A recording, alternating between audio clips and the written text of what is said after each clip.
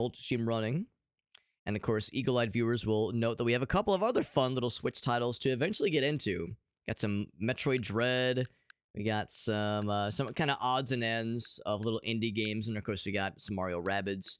Got that Fast Fusion, which looks awesome. The Tourist I heard is good. We played this one a couple months ago. That was actually the debut of this. That was my Switch debut, my Switch 2 debut, at least on stream. And I still need to go back and finish it. So, and of course, there's plenty more where that came from. So yeah, lots of fun stuff in our future as far as other fun games to play, and certainly games to stream. But definitely for me, selfishly, games to play, which is exciting.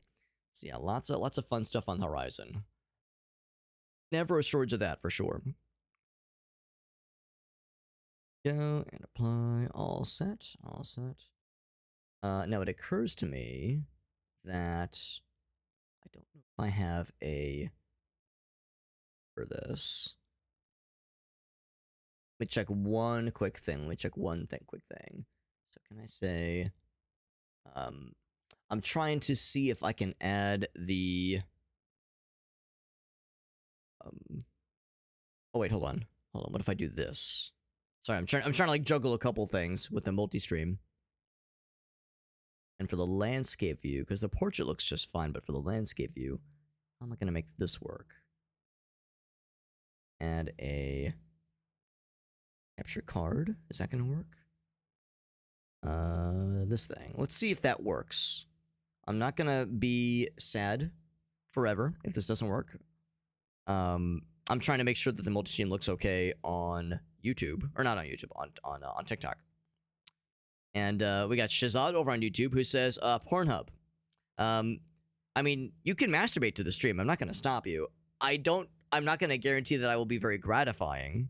I don't know if I'll be able to, to bring much for you. But I mean, if you want to watch, with a certain kind of experience accompanying it, whomst am I to yuck someone's yum? By all means, you only live once, man.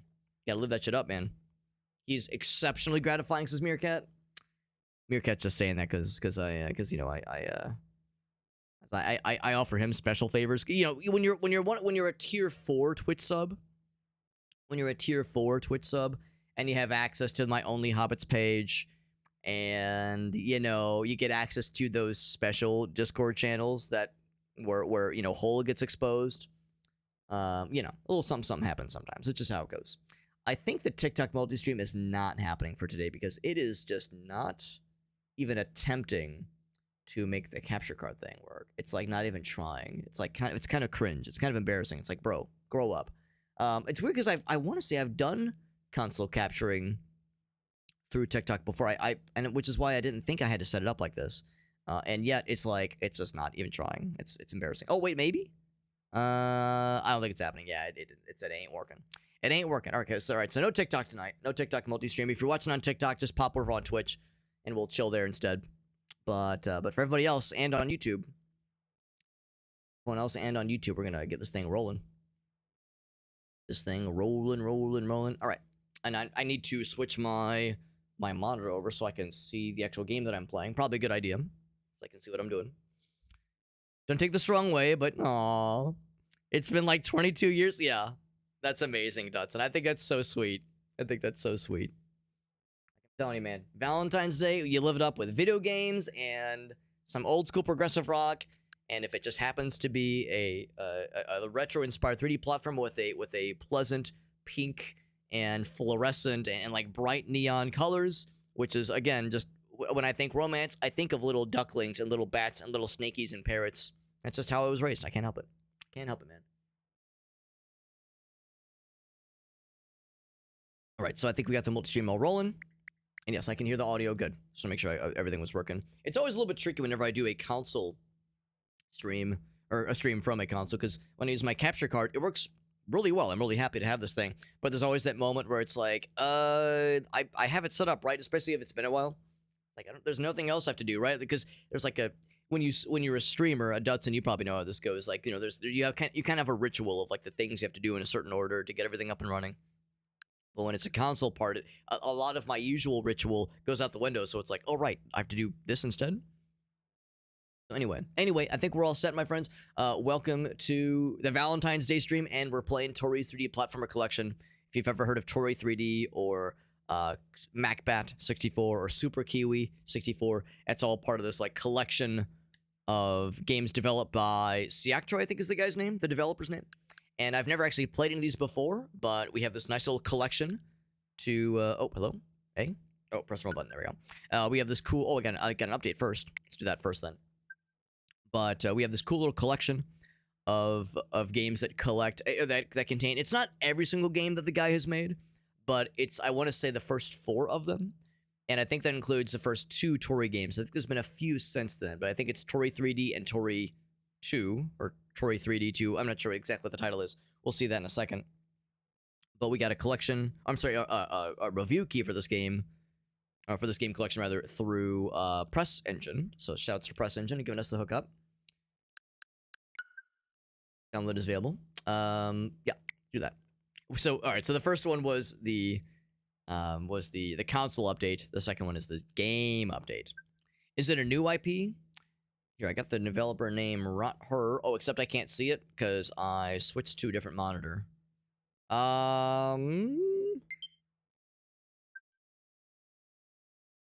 Let me switch my monitor source because so the tricky thing about console streaming is that to see the game, I have to like change my main screen, my main monitor over to the game console.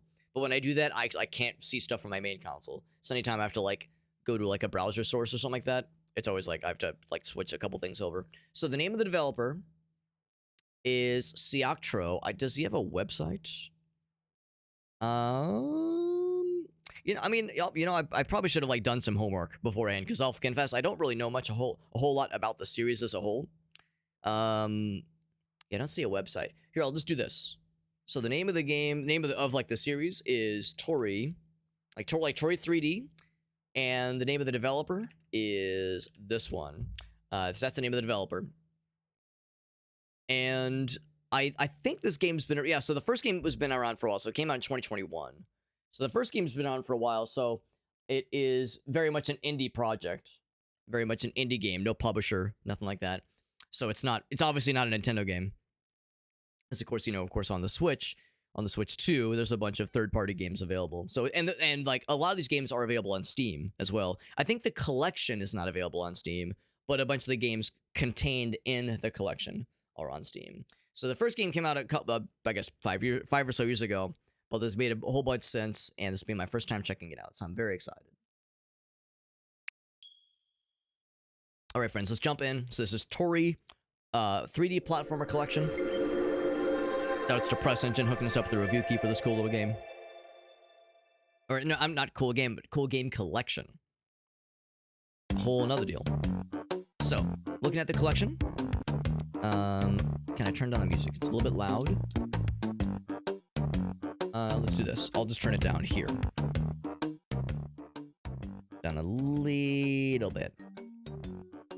Just like that. That should be good. They need music by Dub.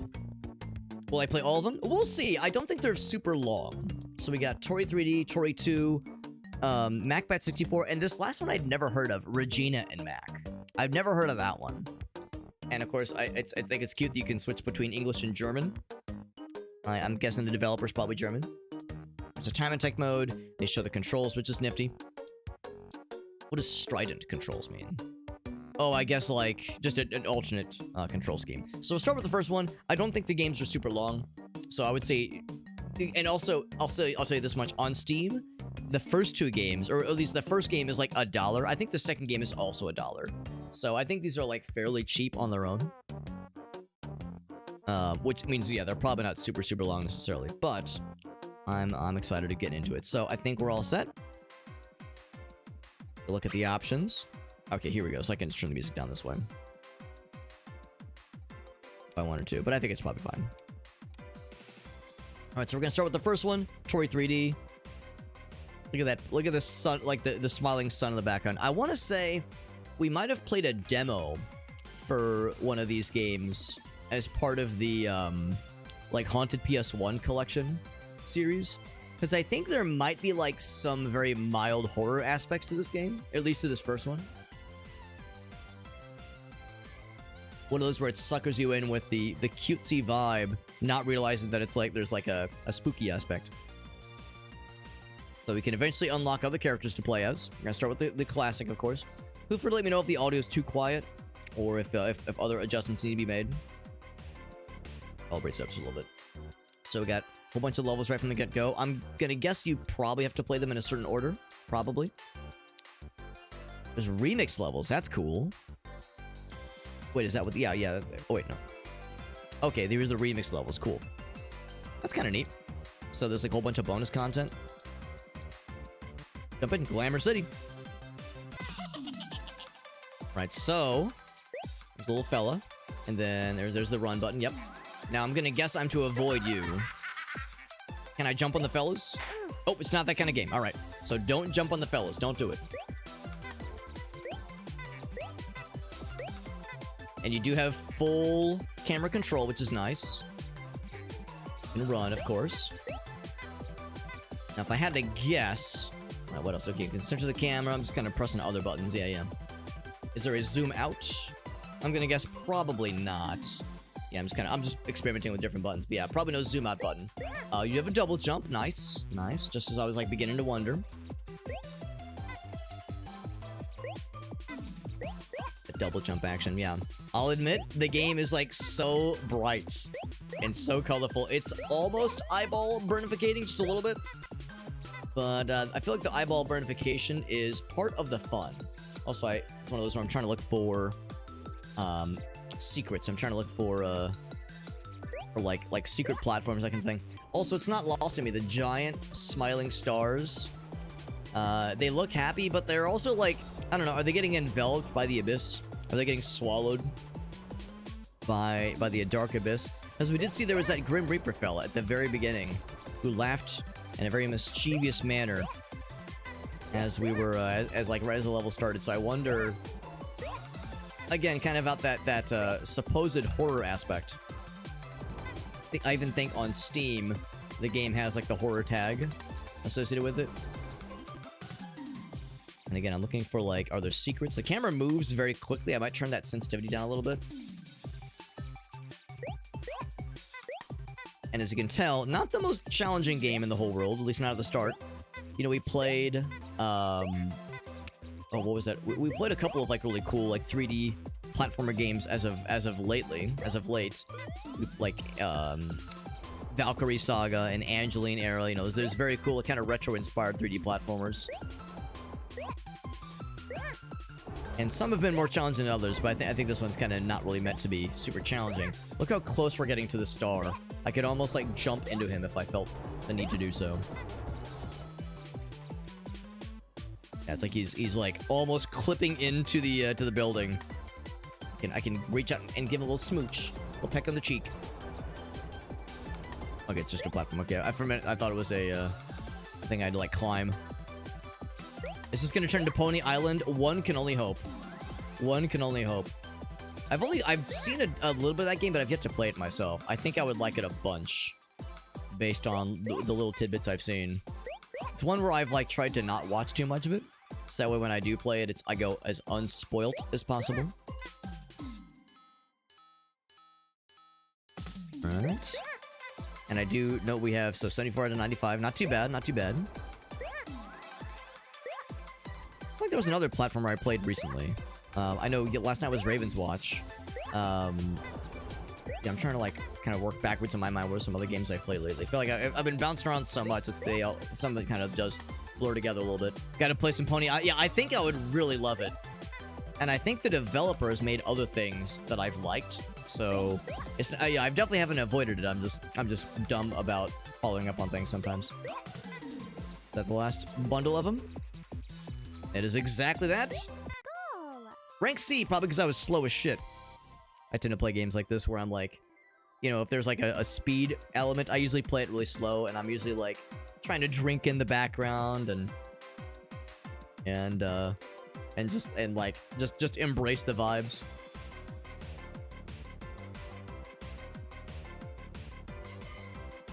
So it seems like you can play them in any order, but I think you have to beat all the other levels to reach the last one. Go to the Starry Sky. Yep. What's with the holes of coat? Whoops, sorry. Made inscription. Right, that's another big one for sure. Yeah, I know that's another big one. I've not played that one, but I've heard that one's also really good. Yeah, you may have heard of it. Well, that's not bad, right? Is that bad? Is that a bad thing? That's not a bad thing, is it?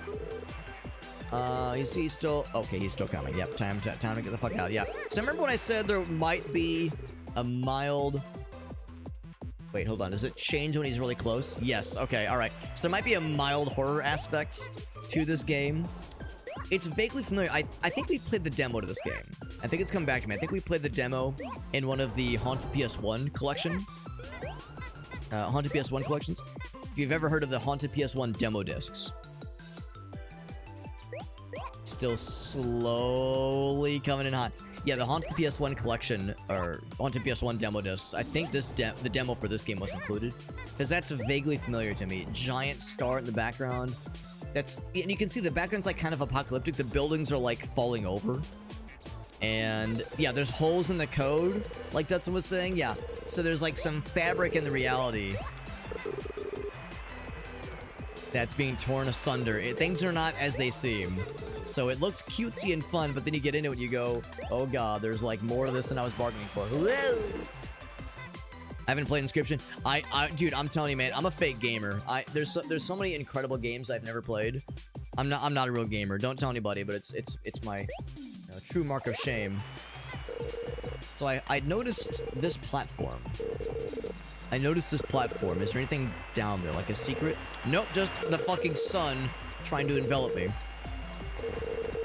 Hanging out with your wife and play video games? Well, that's the thing. I feel like I play so many games. And I don't always get back to beat them on stream at least, but I play a lot of games. And even still, there's just no way to keep up. It's impossible to keep up with all these amazing games coming out.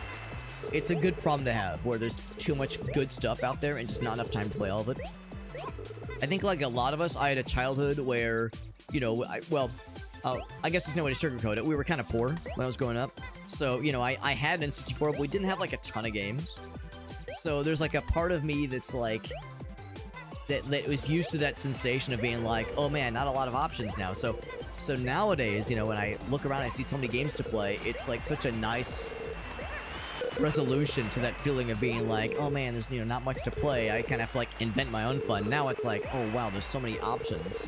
It's as I love to say, it's a good problem to have.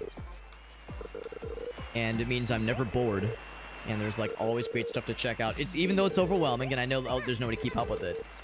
It's refreshing and it's really nice. I can't remember who I was watching. Maybe it was Vine Sauce. He was saying how like, you know, if you were to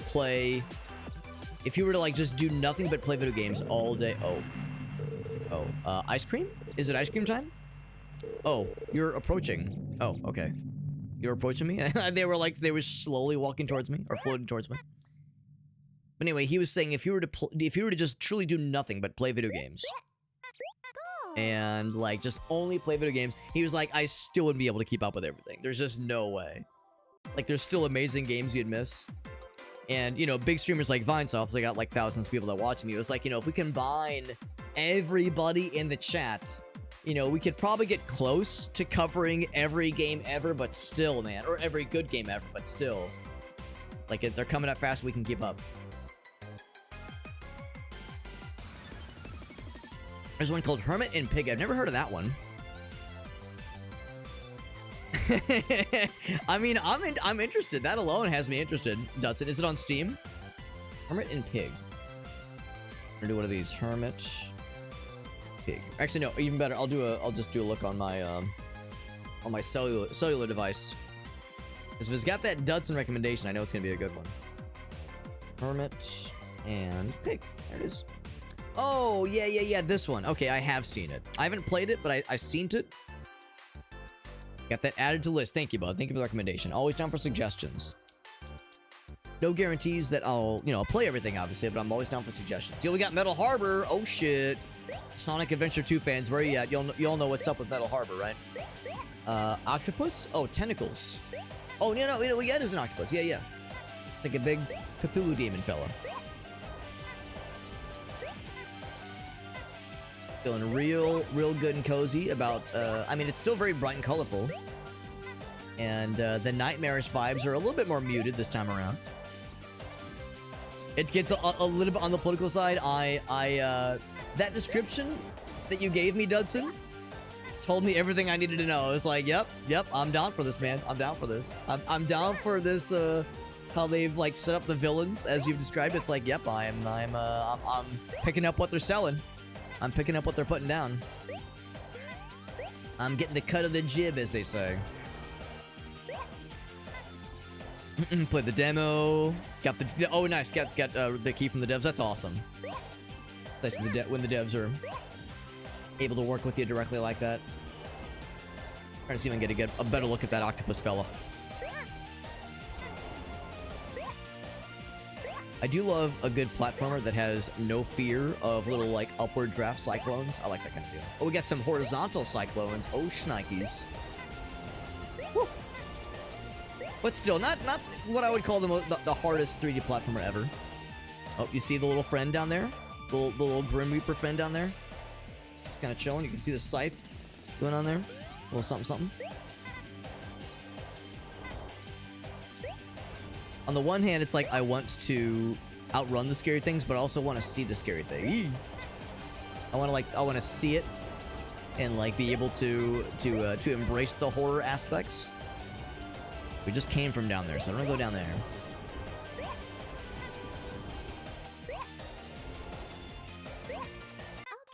Okay.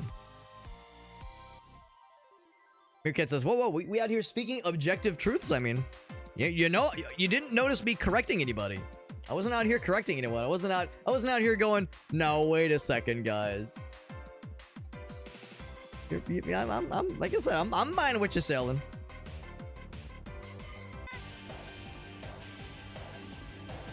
I know, Dutson. Such extreme thoughts, right? Such extreme thoughts. Wowee. Such a radical agenda, am I right? Wow, giving a shit about humans? Wowee. It's too much for some people, man. Some folks ain't ready. Folks ain't ready for that shit. Wild to imagine, but some folks are like, whoa. You can say all that, but think about the investors, all right? Have you ever thought about the stock value? Have you ever thought about what the investors have to say? Think of the shareholders, all right? Think of the poor, starving shareholders. They're the real victims and all. oh, almost got fucked. And not the good way. The Checky. What's up, guys? So we're playing some cutesy horror game, or no, well, maybe that. Cutesy platformer games that may or may not have some grim, dark shenanigans going on. Which path do I take? Left path. Got the Checky. We're looking for 64 little star fellas. How appropriate. Have I seen this game before? I think we might have. I think I played the demo for this game. I don't know if the demo included this level, but I think we played the demo for this game as part of one of the Haunted PS1 demo disc collections. Because there was a point in time where I was going really hard on those, and I never played the late... What was it? Spectral Mall. I never beat Spectral Mall, which for a while was the last one, but I think there was another one that came out last year. So for a while there, was almost caught up, but then I fell behind again. And what's funny about playing those games, those demo discs rather, like years after they've come out, is that a lot of the times you'll play a demo for a game. It's like, oh cool, this demo's cool. Then you look on Steam and you go, oh, this game's been out for years now, because like the demo came out again like 4 years ago in some cases. So it's like Janitor Bleeds. It's a good example. We played the demo for Janitor Bleeds. We played the demo for Lorne's Lure. We played the demo for Lorne's Lure as part of one of those collections. And yeah, Lorne's Lure, we played that on stream, the full game, for that just like a month or so ago. Not even the full game, we played the DLC for the full game. So there's like post-release content for that now. Oop. I'm just missing 6 more fellers. Alright, so again, Metal Harbor. This has Metal Harbor vibes all over the place, man. Anything back here? Oh, sneaky. Sneaky breaky. Cool. Now, can I commandeer one of these jets? Take it for a little spin, for a little joyride. Unfortunately not, but I do have cool sunglasses. And, I mean, that's good enough for me, honestly. Is it as cool as piloting a jet? Maybe not as cool, but it's still pretty neat. Woo. Oh my god, Sauna 2000. Sauna 2000 is another really good example. You'll be happy to know, I guess, so I do follow the developer on like Blue Sky or Twitter, whatever, on the Sauna 2000. And he still posts updates. He's still working on it. You can buy merch for the game, too. You can buy merch for Sauna 2000. So, yeah, they're still working on it. But, you know, indie developers, you know, these things take time, you know how that goes. Twitch encoder is struggling a little bit. I'm not terribly surprised. And to be honest, I might switch to the other one, the other games in the collection pretty soon here. We'll see, though. We'll see, like, if we can... Since we're, like, halfway through the standard levels. I'm not sure if I want to do the remix levels. But no, I do realize that, yeah, visually this might be a little bit busy. And a little bit tough for the Twitch encoder. So if the stream is looking like Garbo, then rest assured it will not be like that for super, super long. Yeah, we're about halfway through, so we're cooking. We're cooking along here. By the way, I love his little scarf. His little snowshoes, his little earmuffs. Very cute. And, you know, we got some horror vibes in those first couple levels. Like, kind of in the background. That kind of, like, peek behind the curtain Wizard of Oz kind of style of, like, you know, the way that Portal does horror, where like, their environmental storytelling, I guess, where you get little snippets of, like, what's really going on behind the scenes. Without, like, just straight up telling you exactly. I'm keeping my eyes peeled for similar shenanigans in this one. Never played normal fishing. I haven't played that one, and that's another one where I've tried to avoid looking into it too much, because I think it's one of those where I think the less I know going in, the better. The demo's good. I might start with the demo, but yeah, it's one of those where I was like, when I heard about it, I was like, say no more, fam. Say no more. Because I like that kind of shit. I like that kind of shit where the game's like, it's just a normal game, winky, or like smiley face. Y'all know, like, just the standard smiley face emote where it's like colon in parenthesis. It's like, it's just a normal game, colon in parenthesis, with just the normal smile that has like a little bit of ominousness to it. Like, yes, friend. Welcome. Welcome to the normal video game, smiley face. We're so glad you're here. We've been waiting for you. We've been waiting for you for such a long time now. Oh, speaking of spooky things, is he moving? No, he's just hungry. He's just a little hungry, you know, the beast of many teeth, as it were. Last ones. Last little starsies. There we go. Really impressed. Yeah, it looks... If it's what I think it is, I'm excited to try it out.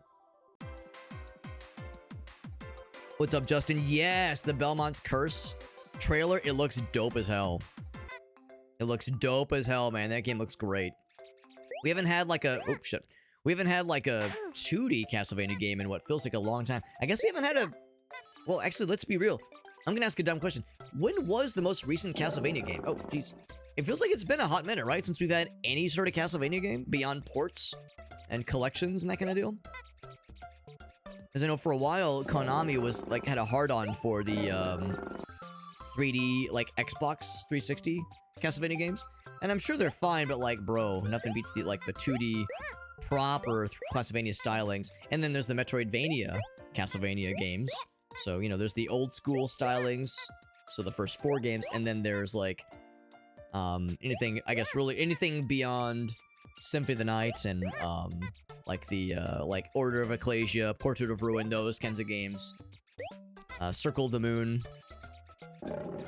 It's so big, but they just kind of roar at you. But they don't actually move. Now hold on. Can I go like? I guess that's what I'd like. Give him a little tickle. All the rank C's, he says. Listen, Dutson. Sorry, I know how to talk. I promise. I saw the word. I saw the name Justin just above you, so I got excited. Dutson, you're familiar. Now, some of you guys who were like actually smart might might not be familiar with this concept, but for us normies, and by normies, I mean not smarties, you might be familiar with the term C's get degrees, alright? So, yeah, for like the smart people in the audience, you've probably never heard that term. But for the rest of us, jabronis, C's get degrees, baby. C's get degrees. Like the DS games? Yeah, exactly. The DS games, the Game Boy Advance games, yeah. So Circle of the Moon, that was a Game Boy Advance game. But yeah, I think Portrait of Ruin, Order of Ecclesia, Harmony of Dissonance, I think was one. I don't know. There's a whole bunch of them that came out on, yeah, the GBA and the DS, and that have been ported a bunch of times. Of course, Symphony of the Night's been ported a bajillion times. Rondo of Blood is an interesting one because Rondo of Blood is kind of a classic Castlevania, but it also has like the beginning of like what you would see with Metroidvania trimmings, where it's like there's some branching paths, some non-linearness to it.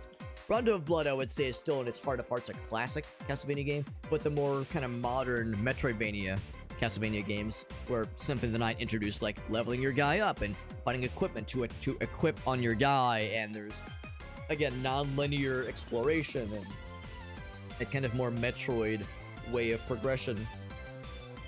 That kind of set the stage, almost like an RPG, I suppose. Yeah, it's been slot machines, Chuck. I think you're right, Chuck. I think it's been like slot machines and arcade games. So the fact that it's a new Castlevania game is exciting. I did see it's not even Konami developing the game. It's I can't remember what it's called. Evil shit. No, I can't remember the name of the developer, but it's the same developer as the Rogue Prince of Persia. I love that game, so that has me very excited. I would almost prefer if Konami had nothing to do with the development. Not to say that I don't trust them, but like, man, even though I can't think of the name of the developer of the Rogue Prince of Persia, that has me very excited because that's a great 2D game, and yeah, I mean the trailer just looks so cool, so freaking cool.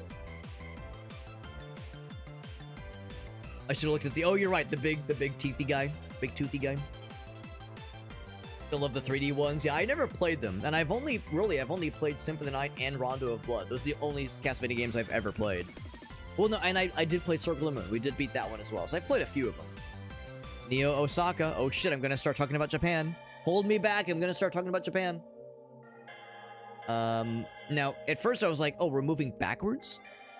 So I was like, oh, do I need to, like, be running against a timer? But I think we're, like, the level is technically stationary. So I think we're okay. Hold me back. I'm about to start talking about Japan. I can't help it, man. I can't help it. Or there's some, like... Oh, is there a mobile game they made? Maybe. I guess I haven't really looked into exactly what they've been up to for the past many years. Barely made that jump. But I know that it has been fairly quiet on the Castlevania front. I mean, there was a point in time where Konami was just like, yeah, we're just gonna not really make video games anymore. There was like a point in time like 10 years ago when Konami basically said, yeah, our priority is pachinko machines, slot machines, and mobile. They didn't like straight up say they're just gonna not make video games anymore, but they were trying to say, like, to investors in particular, we recognize there's more money in mobile and pachinko, so, you know, we're just these things will be our priority, and home console and like PC games, you know, those are gonna take a backseat. So a lot of us were just like, wow, fuck you, Konami, but they've started to pick things back up, begrudgingly, I think. So I'm hopeful. I'm hopeful that Belmont's Curse is a good one. Really hopeful. Because I was a professional C student. Yeah, no, I got a good collection of Bs, but I was not afraid of a C or two in my day. Especially, like, near the end of my college curriculum. Well, near the end of my college curriculum. After a certain point, it's like, fuck, bro, I just need to graduate, man. Just get me the fuck out of here. So, you definitely see, like, a certain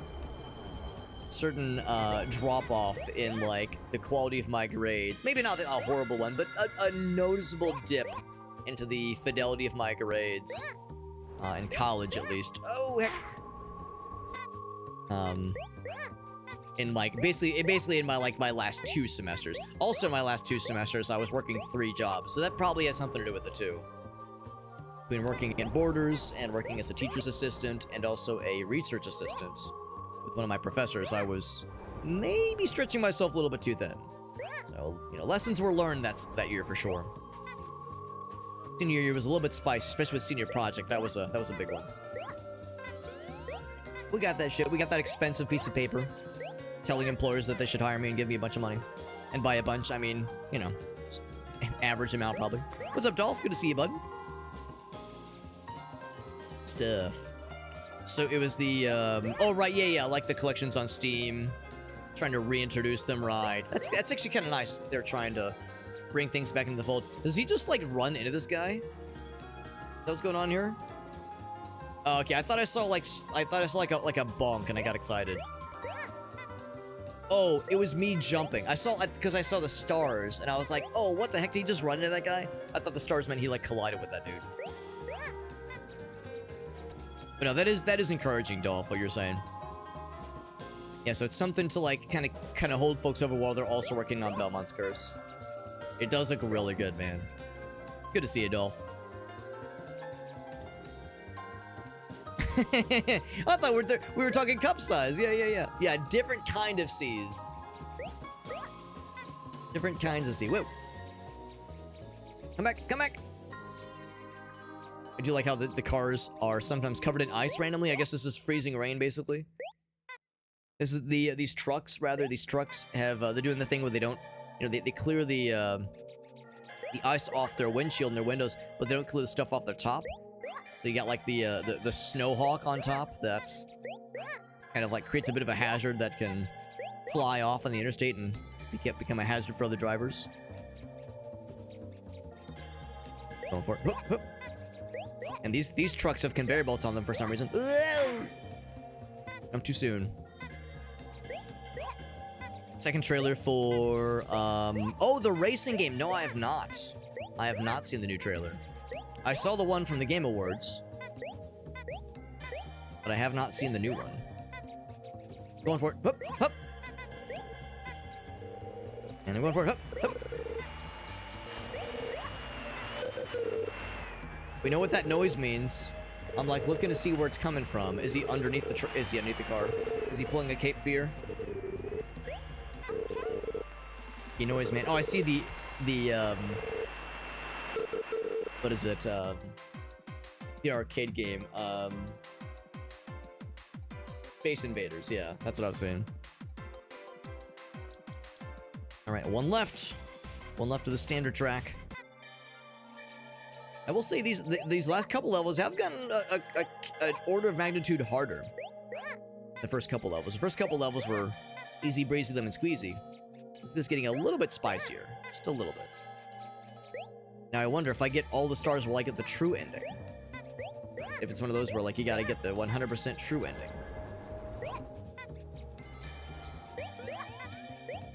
Now I hope the Star Wars Racer game is good.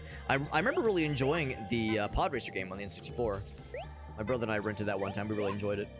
We were dog shit at it. It's a hard game, but we did have a fun time with it regardless. Woo!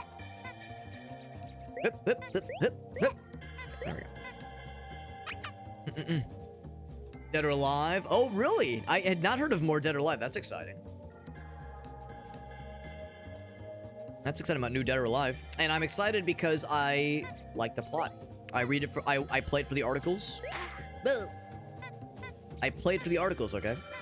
No, all jokes aside, I do think that Dead or Alive is a fun series. I've never owned any of them, but I've played them on like arcades and played them at like friends' houses. I think Dead or Alive 2 is one on the Dreamcast, and that game is like it's maybe not surprisingly good because the Dreamcast is a really good console. But I remember being like it holds up pretty dang good. It plays really, really good, even by today's standards. But yes, of course, Dead or Alive has a certain reputation. Got it. Gotta wait. What about CD's nuts, says Farsight? Or yeah, and also, oh, Chuck's got a little thing for us. Look at what that will entail. Whoop, I missed. I'm just gonna go and throw a death real quick so I can get that last one. I need that 100% completion, or else I'll never be a real gamer. Whoop. And I'm trying to plot my timings. There we go.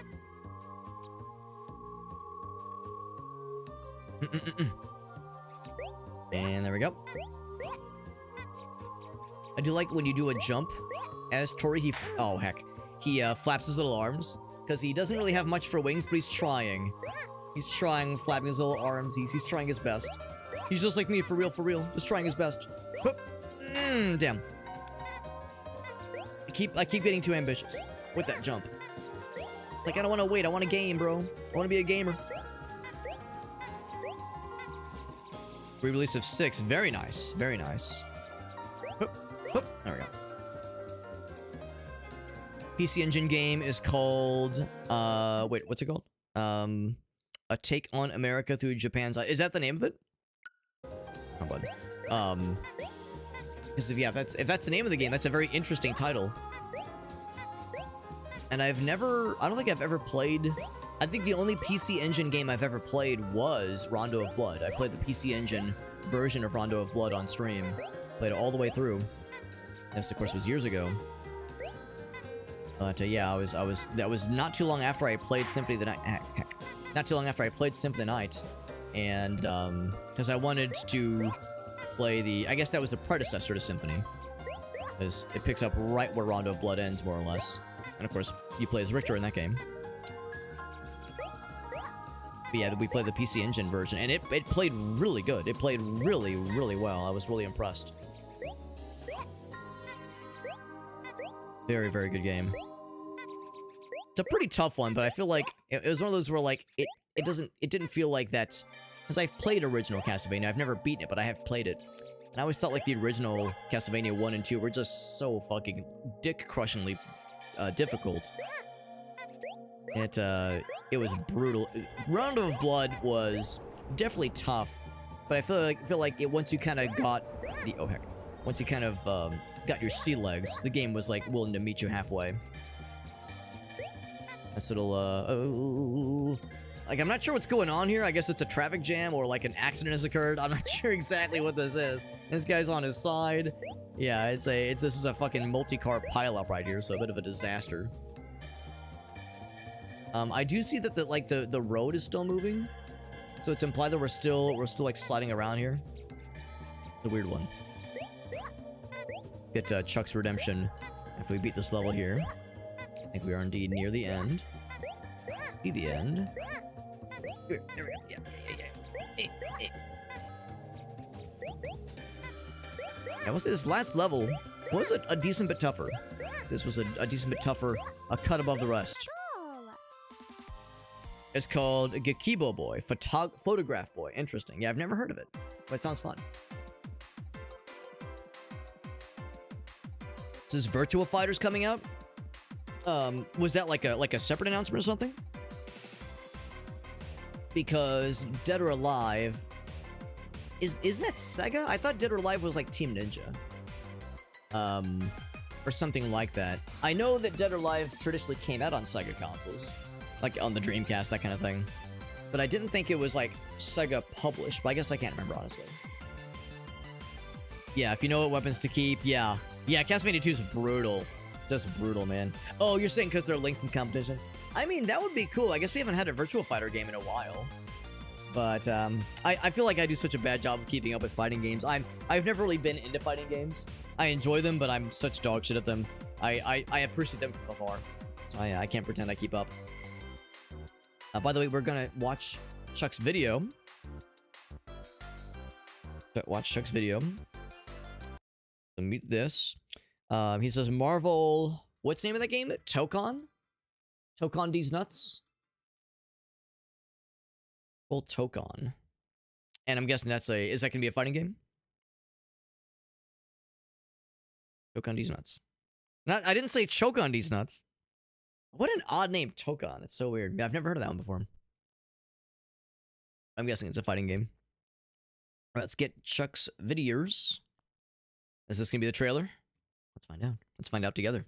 We have been neglecting the Oh, this is the game he was telling us about, right? Okay, it's like Japanese. Okay, Fighting Spirit.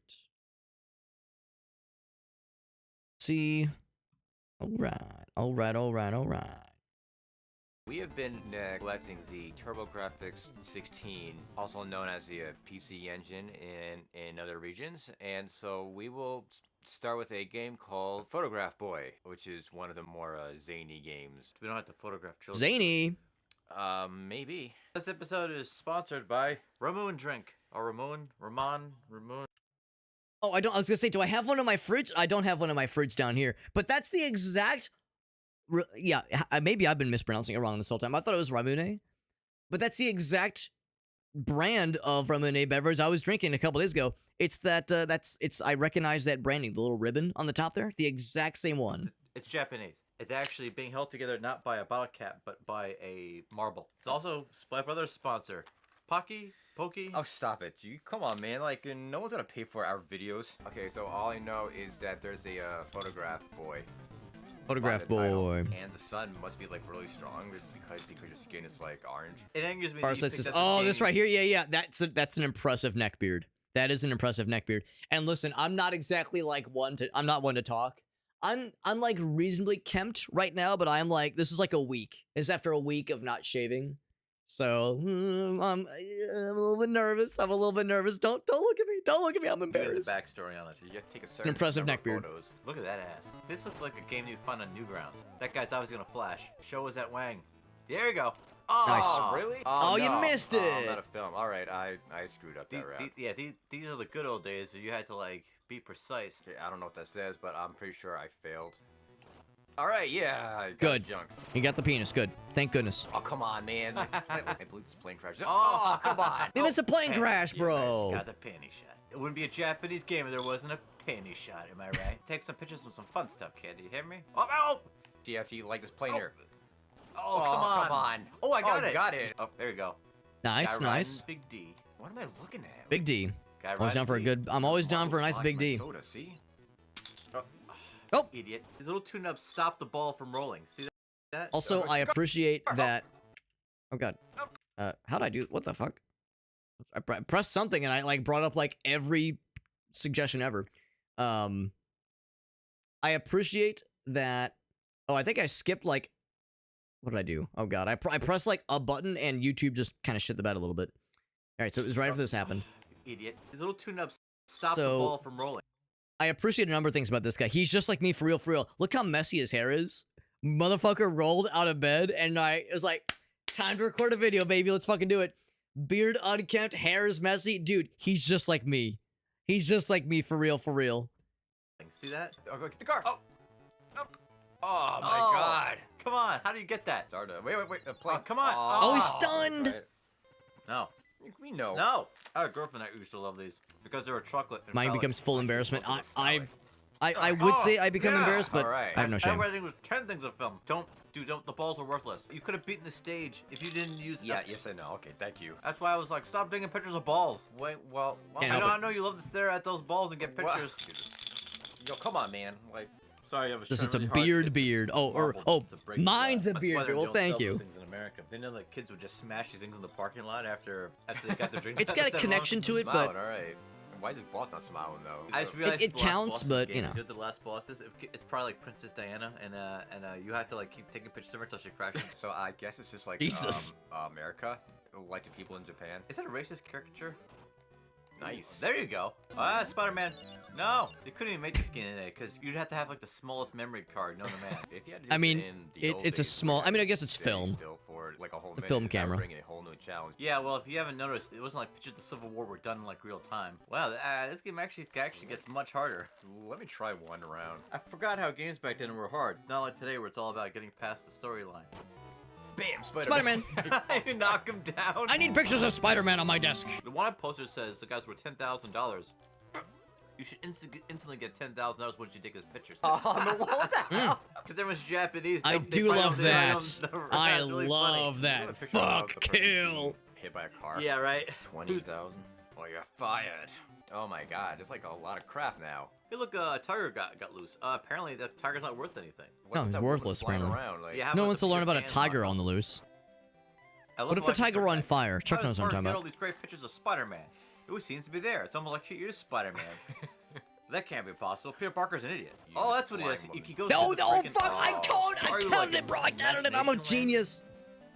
I don't know. I'm a bro, goddamn genius, bro. Why are you taking pictures in the middle of the night? That's the question. Like, Well, that's why you have this flash. The clown, the ugly I clown. the can't ugly, believe stupid that happened. clown. I'm so There happy. You go. Yeah, he lost all his balloons. You know what's funny? That was probably like his last dollar. He had to sell those balloons so he can make rent. Trying to feed his family. They're Yep. not even people. what are you talking about, people? Clowns aren't people. First off, it's kind of addicting. You know, like this It's is addicting. this is definitely better than Home Alone. I feel like only the TurboGrafx What a had lo- games that were like this. Like What for a example, low like, bar for a video game. PC Engine. Not the movie. The movie's Yeah, delightful, yeah, but the PC Home Engine- Alone games are kinda rough. Or the only system that had games like this for the whole console. I mean, like Sega Genesis was always trying to be like serious, like Yeah. well done graphics. Nintendo, I mean, like it had kind of Voice- cartoony stuff, but also just really bad pixel art type stuff. But this is like look how cartoony this is. See you next time, and keep the recommendations coming. All right? Yeah, actually, this is Now, I know what he's getting at there at the end there, where he was saying like, you know, it's a different kind of graphical fidelity, and he's not wrong. The idea of like comparing something like this to NES, because the PC Engine was juicier. The PC Engine definitely was juicier and was capable more, and of course, you know, had like some more far out developer ideas, because it was, you know, Nintendo was a little bit more strict about what they put on their platform, on their console.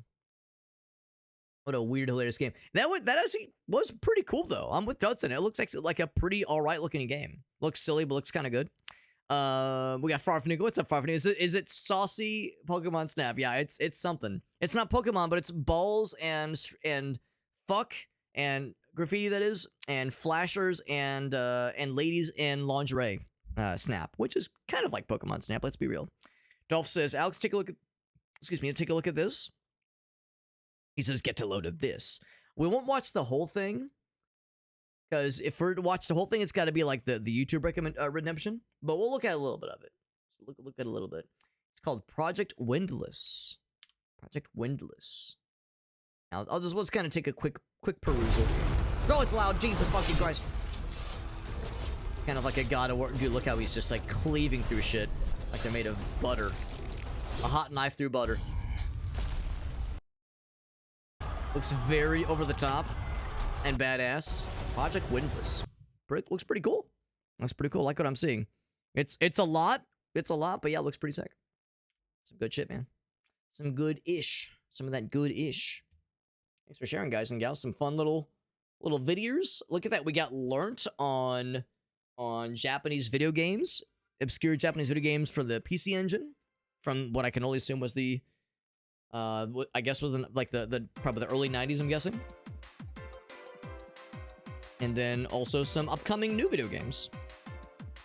Impressive stuff, man. And we got to see a fire tiger in the wild, in the flesh. Or in the fur, I suppose. What I think he looks like? I don't know. The what's the guy? Oh gosh, what was that Souls-like game that came out? It was a Chinese developer. Something Wukong. I can't remember, but it looks like it's like a more buff version of that. That was the first thing that jumps to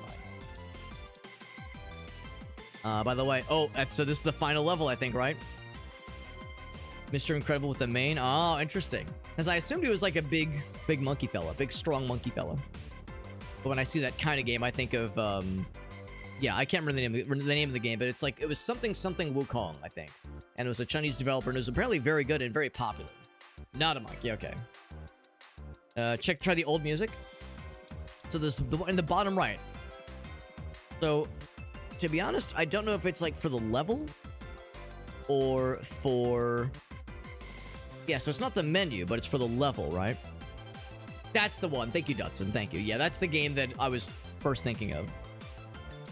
So, let's go ahead and... yeah, I don't know... Well, if you're talking about the remix thing in the bottom left, that's to look at the bonus levels. Or the remixes of the bonus levels. Or the remixes of some of the earlier levels. So we'll try those in a little bit. Jump into the final level. Here we go. And again, we're kind of on that theme of like things being kind of weird and off kilter. And there's Grim Reaper person in the background there. Alright. Final level of this game, at least. And we'll jump to the next one in the series. I think kind of like haunted, spooky sounding music. Very good, very good. Can't make that jump, obviously. The one up there. Hopefully there's nothing interesting up there. Oh, I can just jump on this guy. Here we go. Nothing behind me. Alright, no secrets. Kind of like, I'm trying to move the camera up, but it has a limit as far as how much you can go. Woo! Like, trying to make sure I'm not missing anything. I've been doing a good job of not missing any of the little star fellers up to this point. It's like a spooky, scary skeletons kind of song, yeah. You can kind of hear it. You have to, like, make up your own version of the lyrics. Spooky, scary skeletons. Yeah, it kind of works. It kind of works. Because if there's anything on the sides, I see nothing. I just see big, Grim Reaper fella in the background. Standing there, floating there ominously.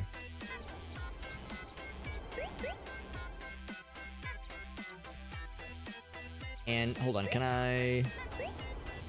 Oop, I was gonna say, is there anything on top of that building? Probably not. Alright, just keep going. The fractured kind of distortion of this level, for me, makes it feel like it's easier for me to miss things. When the level is, like, very clearly linear, and everything is, like, fairly obviously preordained, it's one thing, but when everything's kind of jumbled, it's like, ooh, there could be secrets. So I'm trying to be extra observant. All these cars teetering on the edge, and I'm just jumping across them without a care in the world. Passengers and drivers trapped inside, screaming for their lives, and over here just jumping on their cars. Being a cute little flight, I guess, like we're not a penguin, but some kind of flightless bird. Jumping around, we got our little pink backpack, just having a grand old time. Not a care in the world. Can I get on top of the crane? Probably not, probably not. Actually. Oh, except it's... Damn, I got bamboozled. So it's not stand-onable. I got bamboozled. I got excited. Some Evangelion covers, or colors rather. You know, I can see it. Purple and green. That particular shade of green and purple. Yeah, oh, back there, absolutely. Back there, I definitely see it. Shinji getting the Eva, or else Toree's gonna have to go back in.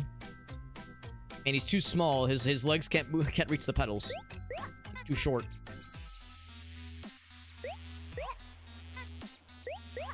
All right. I think I gotta still be on this one. This one's schmovin'. Whoop, whoop. Right. Do I need to be on that one? I don't think I do. Oh, actually, well, maybe it's like a good idea. Like an in-between.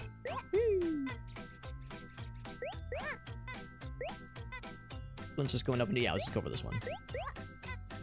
Oh, the conveyor belt's not even working. That's actually kind of nice, because the conveyor belts are sometimes a little scary. Little on the scary side. Anything else on the side paths? Because, yeah, there's like a bunch of extra sidey things. That has me excited. Meanwhile, the very pixelated wings of the Grim Reaper demon looming in the background. So clearly we gotta go up as the main path. I feel like I need to do my due diligence and look for other things. No dice. Alright. Hoop, hoop.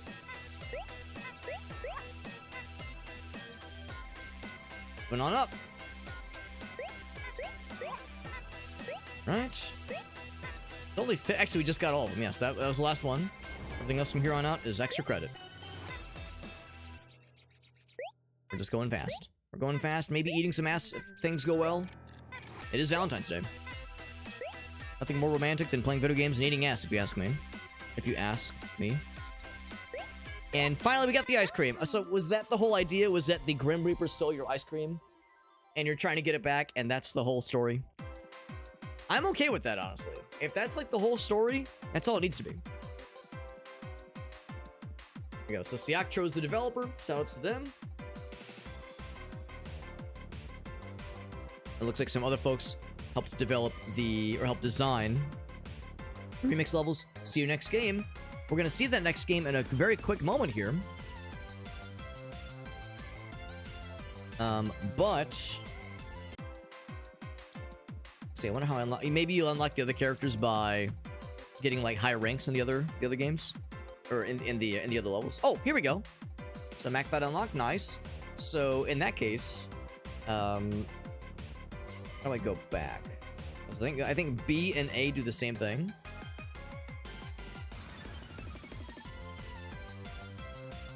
There we go. Yes, I definitely want to play as other fella. Endless jumps. Oh wow, that sounds almost too overpowered. Let's at least try MacBat, and let's go into the remix levels. So this is a reference to MacBat 64, which is another game in this collection, I do believe. And he can just jump forever, like a little cheating fella. So I'll try not to like lean on that ability too much. Also, like the vaporwave aesthetic, we got the Roman columns, like the marble columns, and the gradient background. Infinite jumps. What a cheater. What a cheating cheater we are right now. But we look so dapper and cool in our little monocle and our little vest. I wonder the same thing if it was like a Cuphead-esque kind of character. He's definitely got some kind of like bowl-shaped thing on his head of some variety. Will the sequels tell more of a story? Maybe instead of the Grim Reaper stealing your ice cream in the second game, maybe the Grim Reaper steals like your soda pop or like a piece of pie or something. Something of equal value. Oh my god, look at how many stars there are in this one. Up. Being a cheater, I can't help it. I'm guessing the remix levels are probably meant to be harder. Or more elaborate. Is be a cheater, I can't help it. Obviously, what you would probably want to do if we're playing this level normally with Toree is you just like choose your jumps more carefully. Maybe jump on like, kind of jump around them instead of over them. I don't think you have enough jumps to jump over them. Waiting my turn. Waiting my sweet little time. There we go. There we go. And oh shit! I was gonna say I'm just gonna do a trust fall and assume that there's something waiting for me at the bottom there. Yeah, not Cuphead, but Ramen Head. That'd be cute if it was like a legally distinct Cuphead kind of deal. We don't want to get sued, bro.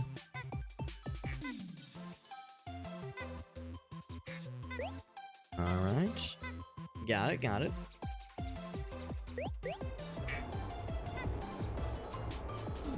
Actually, maybe it's not so much that the level is longer. I mean, maybe a little bit longer. But looking at the star count, at first I was like, oh wow, this is gonna be like a lot. But actually, I think it's just there's more stars. Like the star economy has had a decent bit of inflation since, you know, the original levels. Okay, there we go. In fact, there's a whole rule about how this kind of thing works.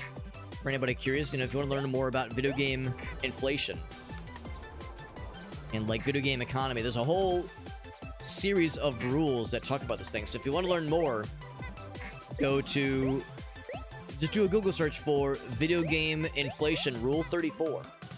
Because that's what's the rule is called. It's the 34th rule. It will tell you all about the 34 rules of video game economy, specifically with inflation. And if you want to like really get into it, I'll tell you one video game series that's all about that kind of shit is Five Nights at Freddy's and like My Little Pony, that kind of stuff. So yeah, My Little Pony Rule 34 inflation. You know, that'll teach you everything you need to know, and maybe some things you didn't even want to know. All right. And I see Farsight has words. I'm just gonna assume those ellipses are him uproariously agreeing with how smart I am. Wow, Alex, you're so smart and so brave.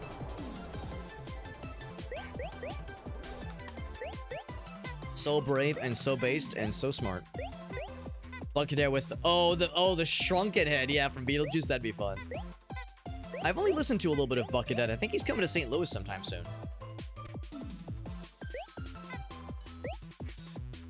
I say, I'm hoping I'm supposed to fall. Trust fall. Given how we could have very easily missed those other stars, it wouldn't shock me if we weren't going to get all of them. I'm trying my darndest, but... Oh, he's got the little fella.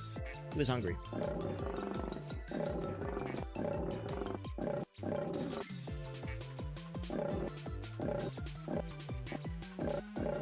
That's all I wanted. That's all I really wanted in life. Oh god, the buildings can nudge you off. Oh shit. Okay, we're good. Going for it. Hop. Hop. Hop. Okay, we're good.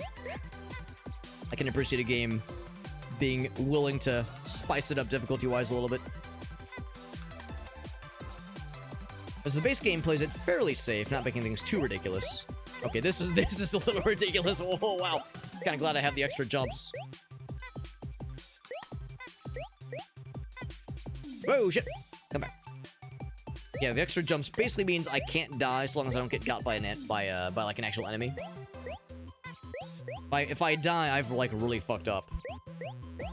You can quote me on that. If I die, I've really fucked up. Oop, oop. Yeah, playing this extra level with just the standard Toree controls would be a little something, huh? Yep. Come back. Up. Christopher Cross coming in March? Oh man, I do have a strange amount of enjoyment for Christopher Cross. I am I was about to say closeted, but no, it's out. It's out and proud, man. I am not a closeted yacht rock fan. I'm just a yacht rock fan. Sailing? I mean, oh my god, I love that song. Takes me away to where I'm going. That's where we're going. That's where I'm going, baby. Hup, hup. Now, how would you do that without the mega jump or like the multi jump? Like, how was I supposed to get there? I do see there's like something down below. Was I supposed to just do oh, maybe I was supposed to jump as Toree from there. Oh, and land down there. I see it. Okay. Well, anyway. Yeah. And you know, I didn't get a rank that one. I just said, they like, hey, you did it. Good job. It's good enough. Alright, so I think what we're going to do is we're going to switch games now. That was Toree 3D. We're now going to jump into Toree 2, Electric Boogaloo. See how things evolve from there. I'm going to update the title accordingly. Toree 2. Kind of a Banjo-Kazooie sounding track right now, isn't it? Same controls, nice and easy. There he is. So we got our ice cream. We fell asleep. Grim Reaper, you're stealing my ice cream again, you motherfucker. That shitter. That shitting shitter who shits. Right. The options.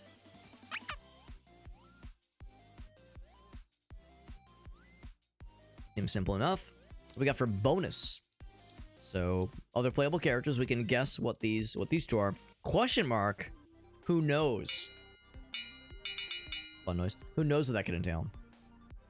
Only one way to find out. Let's jump in as our boy Toree. Or girl, I guess I shouldn't assume. Top secret base. Oh, it's the Grim Reaper's base. Oh shit. Hidden headquarters. Do you think this game will be like a cut above difficulty? A cut above the rest? Give me my ice cream, you motherfucker. You shitter. Let's see if the difficulty is gonna like spice things up. You can double jump. I like that little face. Good like internet face. Burn. Burn. That's good noise. Good sound effects. So probably similar kind of idea. They probably won't like throw us to the wolves in the first couple levels here. Like that background. That's pretty neat. Ominous black nothingness. Okay, nothing there.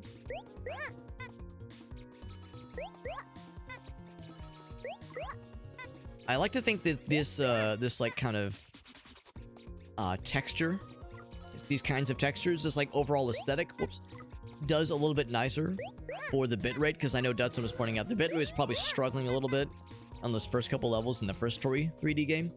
So I like to think this one's probably, maybe the conveyor belts are still kind of rough, but like these kinds of areas are probably a little bit nicer on the eyeballs for the streams. Because I know the encoder does struggle. Oh, I was supposed to jump. Does struggle when it comes to like fast moving textures that are a little bit on the muddy side. And woo, there we go. Gotta jump into them for proper big platform, big jumpiness. Hup. Oh shit! Hold, come back. Gotta get the goods. I gotta get the goods. Can I make it? Hup, hup. Oh, almost.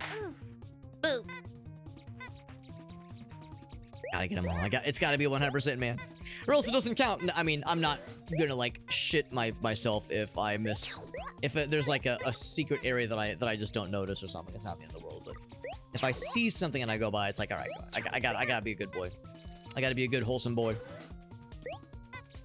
Bloodstained, I have not played it. I've seen a good chunk of it on other people streaming it. But yes, that one I've heard very good things about that one. Curse of the Moon, and I think also Ritual of Blood or something like that. I know there's a few of them.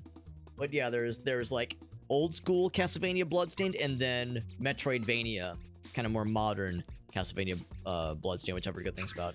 Oh, that's like really fast. That's cute. Like these new kind of little features they've added in. Things to make us fast. Things to make us do like big jumps. Hup, hup. That's really neat. It gives me that like go fast, brain feel happy. Sonic the Hedgehog kind of feels. Got all the stars. Everything else from here on out is just extra credit. We just break through the wall. I like it. Yeah, these are fun games. These are very fun games. They're simple. They're easy to pick up and play. And I mean, the first couple levels, at least in the first game, were super easy, but they got a little bit spicier as we get along there. Sky Station. Excuse me while I kiss that guy. Here we go. Check behind us. Make sure there's no secrets. Time for big jumps. Hup. Oh, I missed. Oh no. No, I want to jump into them, not over them. Awesome. Oh, fuck. Oh, you're supposed to kill. Oh, okay. I didn't realize that killing was an option. Okay, what if I just don't jump? There we go. Kill. Okay, so there's not enough time to, like, kill all of them. But I can kill a few of them. You can't put a price on that. On Moide.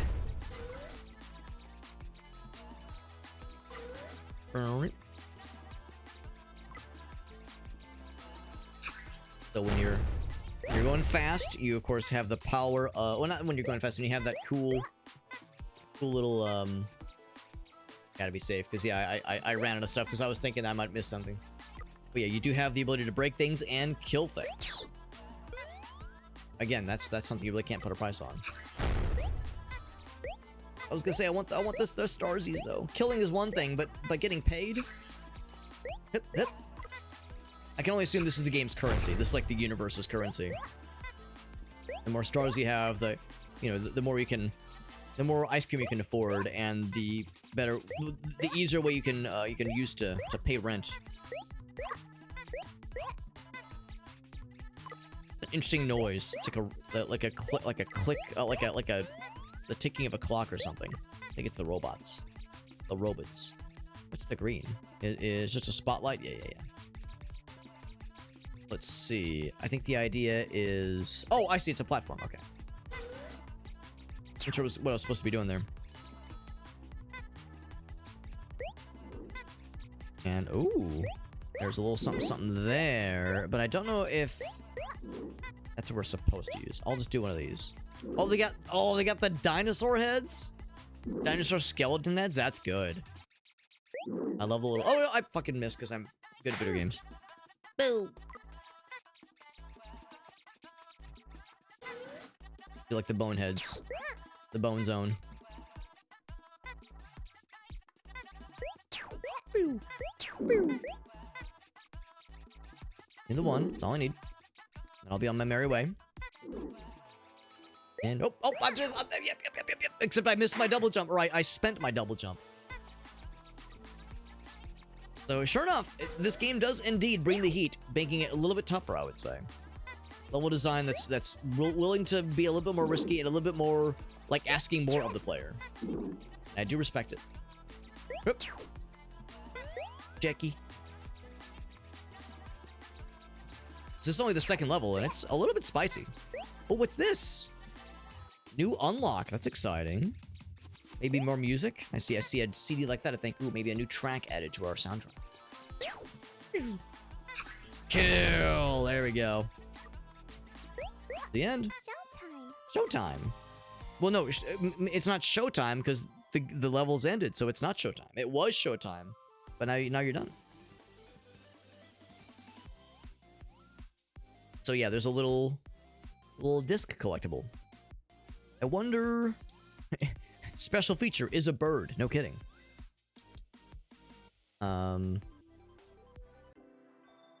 Oh, there's special levels. I see. Okay. Oh, I didn't mean to do that. No. Oh shit, wrong button. Go back. And I was just curious. I was curious if there was a way to look at like what the discs entail, and maybe it is those special levels. It's hard to say. Palm Tree Paradise. More like chill vaporwave kind of vibes. I like it. Oh, we can jump on the lounge furniture. I like it. Those some palm trees? They sure are. They are. Hence the paradise aspect. Oh, I like the water slides. That's a really cool aesthetic. I like that a lot. Yeah, this level is a whole ass vibe, man. I love it.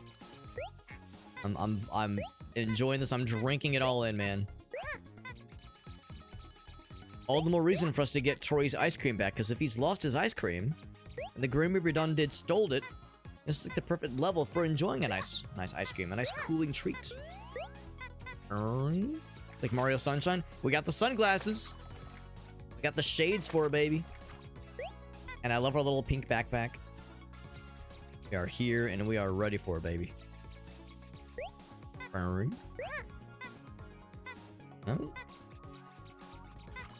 I'm a sucker. I'm a sucker for like tropical vibes in a video game.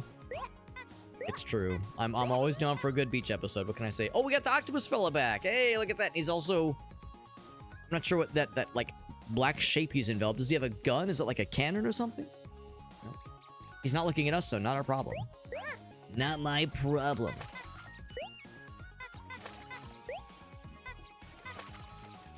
I'm trying to keep my eyes peeled on potential disc locations. Entirely possible that it's like we've already missed it, but I'm just trying to keep my eyes peeled here. Now the Starsies. But I don't see anything else. Might have missed. I'm like looking for like little extra platforms. That's okay. I can assure myself by thinking that maybe not every level has a bonus disc. Sparkle Parkle, here we go. So another kind of like tropical level. You know what this reminds me of a little bit? There's one of the bonus levels in Bomberman 64, or one of the multiplayer levels in Bomberman 64, has an aesthetic that's a little bit similar. Oh, hold the fucking phone. Hold the goddamn phone. Was that Croc? Oh, we have lyrics? We have vocals in this song? Was that motherfucking Croc? As I live and breathe. It's like Croc Rayman. You see that shit up there? It's Croc face, yes, but with like Rayman limbs. It's Croc Man. Maybe we have like a little buddy we're gonna meet up with. Maybe we're gonna meet some of Toree's friends. Yeah, we have lyrics or vocals in the song. It's unexpected, but I'm kind of here for it. Thing up here. Trying to look for secrets. I can't help it. I like the secrets. Oh, the green of those of that foliage or those vines. When I see purple liquid, I just assume not good. I assume like it's poison. Seems pretty chill. I love they got the bees on their heads. Oh no, they're just like flying with them. Never. I thought they were like riding them. Yeah, who the hell was that though? Yeah, so if you've ever heard of Croc, Croc was a, I think, PlayStation 1 platformer, and I think there was maybe 3 of them. It's one of those where like you could make the argument it's like a forgotten platformer, because for those who remember like that era of gaming, you've probably seen or at least heard of Croc, and some people even like those games. They're kind of hard to play by today's standards, but they had their place, and they were, I thought they were pretty cool. I played the first one, I liked it, but I had like tank controls, which was kind of awkward. It was a little bit rough, but it's retro goodness, and you really can't go wrong with that, at least. So yeah, similar to, yeah, I think you're right. I think it was like around, maybe even a little bit before Spyro. Because yeah, Spyro was PS1. Yeah, PS1. Yeah, Crash Bandicoot, but Spyro is much better, I think. Spyro, Crash Bandicoot, I think those are much better games, honestly. But Croc still has its like fan base, and they're neat. But going back and playing them now, it's a little bit harder to play them nowadays. Had a Croc cloth frisbee as a promo item. Oh, that's fun. Play some frisbee golf. That sounds nice. Yeah, I like the first one. I think the first one even had a PC port. The first one had a PC port. Because I think that's how I played it. I don't think I ever beat it, though. Brr, we got big fucking dude. But no mouth, just big eyes. I have no mouth, and I must growl. Yeah, the tank controls are the thing that, like, really makes Croc 1 kind of rough. I think Croc 2 is more fondly remembered, and I think that one might have not had tank controls. Ooh. Hup. Hup. Let's see. How do I get up there? I want to get up there. Can I, like... This guy... Hup, hup. Yeah, still not quite. How do I do it? How do I get up there? See it. See the secrets. If there was a way to jump on this thing and have it like launch me around, can I try that? Ew, it doesn't quite work that way. Nope. Maybe if you could like jump on the fella somehow. If like you knew he was gonna be there. Here, I'll get a running start. I'll get a running start. But if you knew he was gonna be there, you jumped ahead of time. I could maybe see pulling something like that off. Gonna get a rolling start. Hup, hup. Nope, he just kills you instantly. Never mind. I'm not sure how you get that one. It's a sneaky little secret. Hup, hup. Yeah, it's like I keep saying I'm gonna stop trying, but I can't help it, man. I see it, and I just think maybe this time I have the goods. Then I did not have the goods. Maybe the other character. Yeah, probably the bat fella with infinite jumps. He can definitely do the shit. Come back.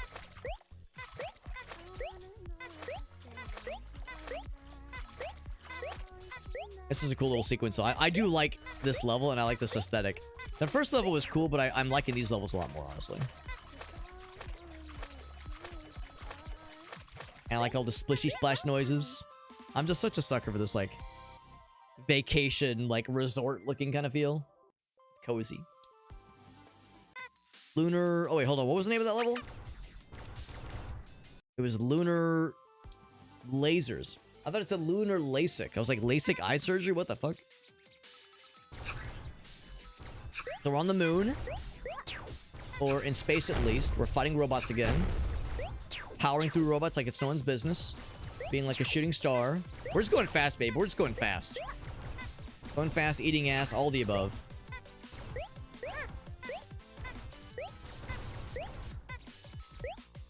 I think part of the reason why I enjoy, like, the... Oh, I just noticed this little astronaut. This little astronaut helmet. That's adorable. He's still got the sunglasses. He has the sunglasses inside the astronaut helmet, which is smart. That is smart, yeah. And I think part of the reason why I like the like, tropical vibes so much is because that's going to be me and Gracie in, like, a week. Or a week and a half, I guess, when we go to Hawaii. I'm going to be sliding around on these little water tunnels and collecting stars and avoiding monsters and killing robots. That's going to be me in Hawaii. And then maybe I'll also go to space and have a cute little astronaut helmet.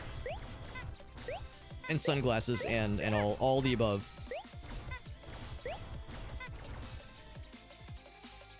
Like when he's going full speed, he has like little sparks behind his leggies, but it's still not like very fast. So it's like, oh, his little legs are going as fast as they can.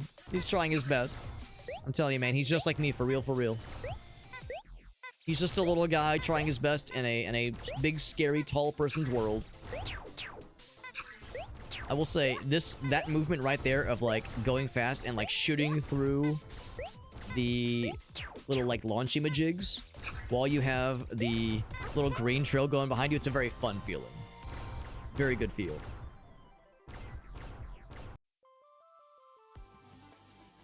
We're halfway done this level. Oh shit, wrong button.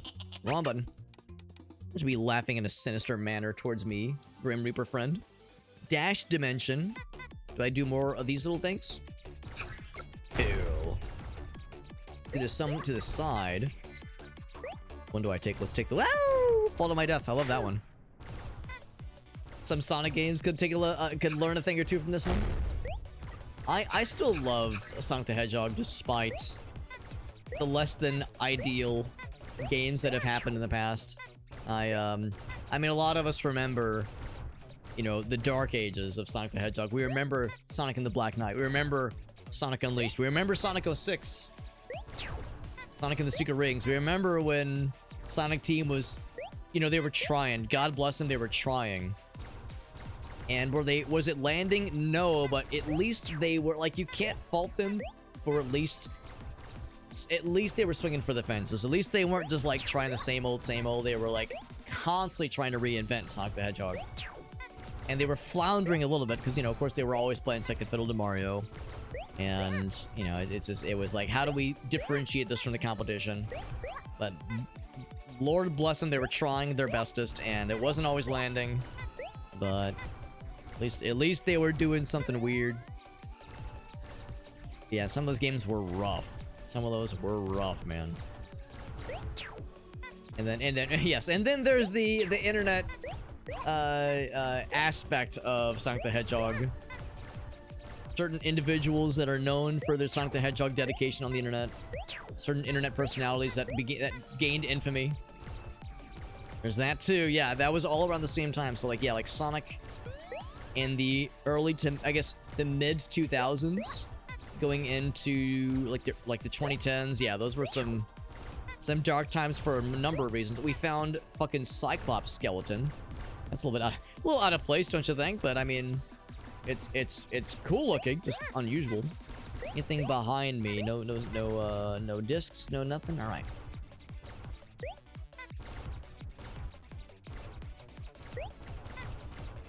Yeah, I see. I'm wondering if he's gonna like shoot some lasers at me or something. I want it. Give me the thing. Yeah, I got it. We got it. Jump. Yeah, yeah. Oh, I thought that was the end of the level because we're out of star. Or we have all the stars. I do like. Oh, there we go. I was gonna say I like these, like kind of angled surfaces. And if you lose any speed, oh shit! If you lose any speed from kind of sliding around those surfaces, the little speed boost helps you kind of overcome that. This game is really good. The first one is good, but I think I'm liking the second one more. The second one is like there's a little bit more to it. There's a little bit more to it as far as like just added platforming mechanics. But I feel like the level design is a little bit more like playing it, maybe not risky, but not playing it as safe. It's throwing out some more like interesting ideas and not just, you know, just kind of standard platforming. This is really fun and very, very creative. A little bit more on the inventive side. So the developer did a nice job of kind of not just making the same thing. Also, cowboy hat. Now I don't remember a lot of like cowboy hat shenanigans like cowboys and volcanoes. When I think volcanoes, I don't usually think cowboys, but I don't not think cowboys. I don't think the opposite of a cowboy. So, what do you think? What is the opposite of a cowboy? Would that be pirates? Or ninjas, maybe? Regardless, yeah, I mean, even though it's not quite the first thing that jumps to mind, I'm happy to see it. There's stuff over yonder. Oh, it has to go all the way around, I bet. Yeah. Oh. Got some lava laser beams, of course. All right, what do you think? Does this hurt us? No, it does not hurt us. Cool. Our guy's just a little fella. He's just a little adventurer fella. What's the opposite of a cowboy? A cowgirl. Well, maybe the better question is, what's the opposite of a cow? Because I would posit whatever is the opposite of a cow helps answer that equation. So it would be that girl. So let's see. What's an animal that cannot be milked? So it does not produce milk. Ideally, it's not a mammal. Doesn't have 4 legs. What do you think? Like a lizard or something, maybe, or a fucking, I don't know, centipede? Centipede girl. Is that it? Can we just talk about reverse cowgirl? Oh, you know what, Chuck? Scrap everything I said. You're 100% correct. 100% correct. I'm always down for an enjoyable reverse cowgirl experience. What can I say? I'm just that kind of guy. Just a fan of a reverse cowgirl experience, and I don't think there's anything wrong with that. I don't think there's anything wrong with that. That's right, man. That's right. Cool little level, and look at that. We're almost done with the base game, at least. Torch tower. Still got our cowboy hat. That's what's up. That is what's up. Oh, spooky. Oh, is the lava rising? Is it one of these where you have to like outrun things? I felt the world shakings. I like the smiley faces on little rotating platforms. Oh, there's the fella. There he is back there. He's being a fucking little shitter. He's got our ice cream, and he's eating our ice cream. Oh, he's moving toward. Oh, I gotta get going. Okay, I was gonna say he's eating our ice cream in the lava world, and shit's gonna melt before I can get it. But we have bigger problems. Very, very, very bigger problems. That guy's enormous. And he's like lurching towards us with intent to cause violence, presumably. Oh no! Blech. Restart, but that's okay. Now we can just focus on going fast. Yeah, at first I want to just curse the god for eating our ice cream. Oh, there's Croc again! There he is! I want to like go over and see him, like hang out with him, but I don't think I can make that jump. Maybe as the Macbat fella we can throw out with legally distinct Croc. I was about to say we probably wouldn't have to worry too much about, you know, legally distinct obscure video game characters. I'm over here like, well, you know, is that license still being maintained? And the answer is yes, because I think the Croc trilogy has been ported recently. I think there was like a remaster, not remake, but like a remaster of Croc and the Croc games that is, I think, on Steam. I think it was by Aspire. Oh, there's the thing back there, but I can't make that jump, obviously. The disc. 48 seconds, rank B, our first non-C rank.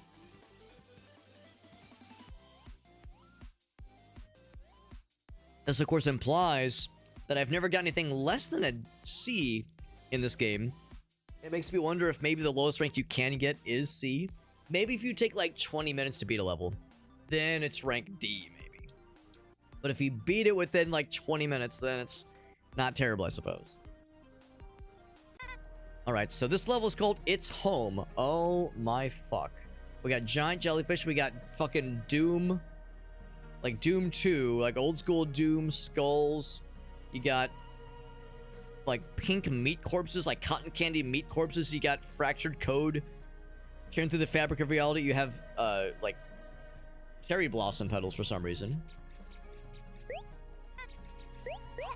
So there's nice things and also some mildly terrifying things. Ice cream. Oh, is it fake? Oh, it's cardboard. And take it from me, man. Cardboard ice cream is actually not very good. It's shockingly not very tasty. Also, I noticed there's no stars to collect. This platform, man, we're just going. I see like giant calcified skeleton corpse, and I just assume it's something scary. I see floating hands, floating claw hands. Got the checky. I wonder if these guys are gonna start moving towards us slowly and ominously. Pretty tricky little platforming sequences here. Like, oh, there's the old school star. And a skull. Oh, yeah. Oh, yeah.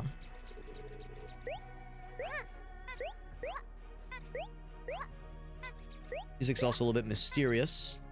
Oompst. Oh, that might be the Haunted PS1 demo disc mascot. We can kind of get a bit of his face, but not too much. It's kind of hard to tell. The guy has a name, and I can't remember what it is, but yeah, the Haunted PS1 demo disc collections. There's a mascot for those collections. Like, oh, there's the moon from Majora's Mask. Not like exactly, but very clearly inspired by the moon from Majora's Mask. Very clearly. Dude, we're heading towards the guy. He's got his scythe and everything. Give me that ice cream, you motherfucker. Cutscene. Oh shit. He's got some code showing. Hey, bro, your code's showing.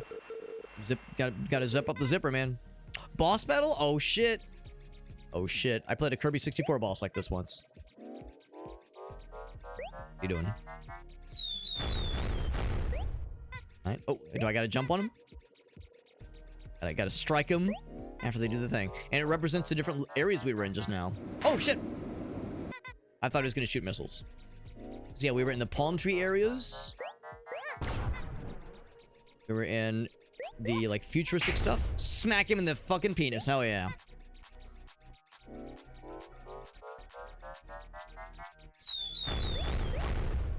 Right. Bonk. Smack. Oh, he's like cracking.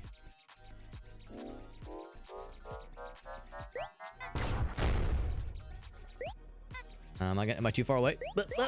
I got him. Smack. Oh, his skull has opened up. Or his mask is opened up. Ooh, it's scary. Oh, blah, blah, blah, blah, blah, blah. Oh, motherfuck. I almost had it. I kind of want to, like, get the lava one over with as, like, the first one, because that's kind of hard, and you have to go real fast to outrun it. Here we go, yeah.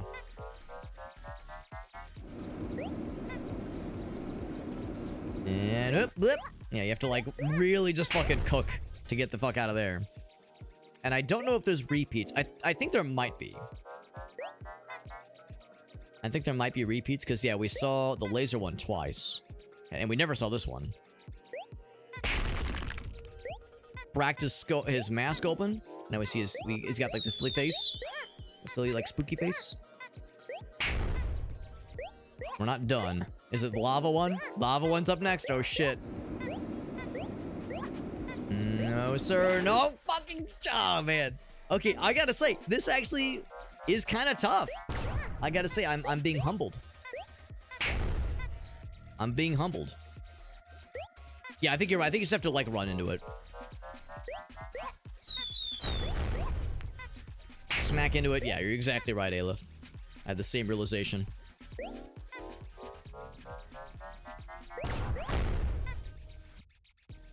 Sure you have time to, like, go in for the kill.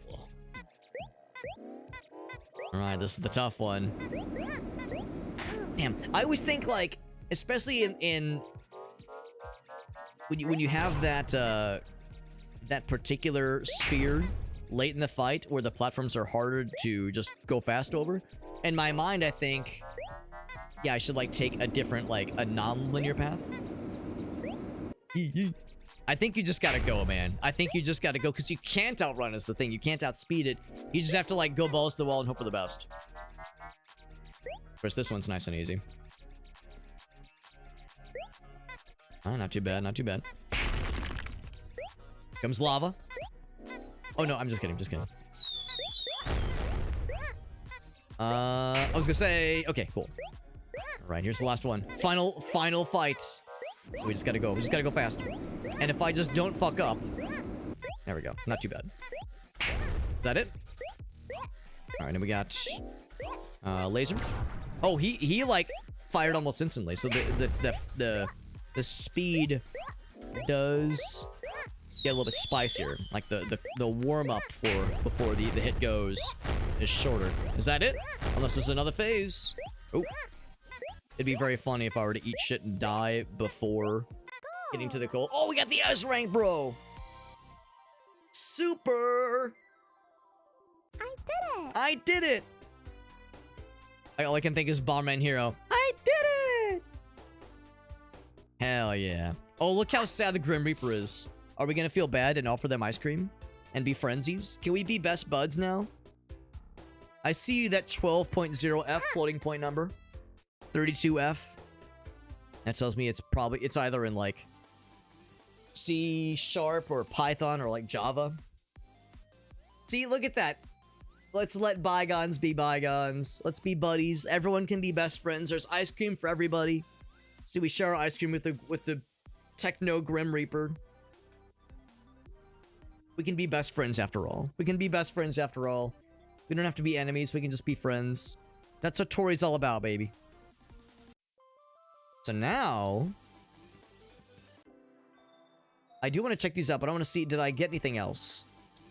Ah, I didn't get anything. Oh, wait, I guess maybe there's... Oh, here, you have to select it. There we go. All right, so I'm a little curious. Oh, hold on. That we found a bug just there, by the way. You see how it says Toree? But we definitely have MacBat selected, so endless jumps. So let's try one of the bonus levels and just see what these bonus levels entail. And then we'll try some of the other games. I need to collect some... Oh, it's like an open world level. Or open world. It's a more open level. I don't want to be here. Future looks like it involves a red plane. Involve a dog. Covered in utter darkness. Just fine. Just kidding. A flying island. Interesting. Oh, there's the guy from Super Kiwi 64. Another game in the collection, I think. It's the BGM. I do like the anime music. That's very cute. They got more of a non-linear kind of level. The stars to find, and ice cream to collect. I think there's 5 ice creams. What's this? Empty. What? What is this? What is this? Do I give this to somebody? Oh, it's a gachapon machine. Oh my goodness, that's so cute. And it's like different little fellas, little characters, and we want to complete the collection. Now, what I don't know is if we have to like bring them somewhere. It's so out of nowhere. What in the world? That's so cool. What's this? Currently closed. Please try. All right, so we're just calling up the developer at his house. You know how it is. And they're like vibrating. Oh, because they're cold. Okay. Enjoy the ice skating area. I mean, we don't really have our ice skates anyway. We're sliding around as well. I love the gachapon. That's so out of nowhere, but I'm not complaining, man. I'm not complaining. Or keep our eyes peeled for more of these. Out of stock. I guess we just keep some quarters or some tokens or maybe some 500 yen coins on us at all times. So we got that little fella. I'll go and like knock him down. So if we need to like roll them somewhere, we could. We collect them, but it's like they're too big to just fit in our pockets, so they just kind of roll around on the ground, I guess. Oh shit! Boop, boop, boop. Momentum. Alright, so we got the little like princess, I think, princess character. There's some ice cream. Bam, delicious. Where's this one go? Oh, okay, this one doesn't like. We don't ride that one anywhere. It's just chilling. There's a few things. That one like does like a whole bunch of launching us upwards. That gave us an ice cream. Very good, very good. And again, we have just infinite jumps forever, so we can just kind of fuck off and do what we want with the jumpies. I like the bad guys with their little earmuffs. Very cute. Have you found all the... Oh, wrong game. Sorry. We'll probably see that person. Oh, wait. Are they a dog? Oh, they did say the future involves a dog. Maybe that's one of them. That'll be one of the future protagonists. We found the queen character, I think, basically. There we go. This one. Uncle's Ramen Shop. Okay. And then what's this one? spooky. A spooky jump scare. Strangely loud in the mix. Is that all of them? Did we complete the collection? I think we did. We completed the collection of Gachapon. Anything else around here? We're all set. I think we're all set in this particular vicinity. We just have a decent number of the stars left, and of course 4 ice cream remaining. Do this because there's definitely some stuff up here to investigate. This will probably have the final stars and at least another ice cream. We're in an ice level, like a snow level, so the ice cream's not going to melt out here. That's all these stars. Oh my god, we got the Bomberman 64 little cottage on its own, just kind of chilling. That'll launch us back towards the main area proper. What in the world is this? Oh my gosh, we found a giant Toree mech. Oh my gosh. Oh, that's so cool. And we can fly forward. I'm like trying other buttons. That's really cool.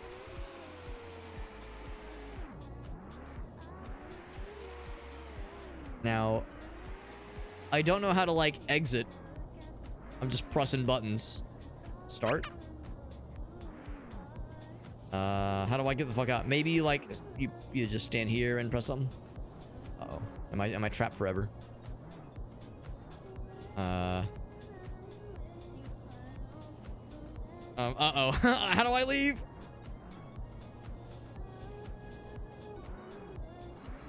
Let's see. What else can I do? Like, what I mean, this is cool.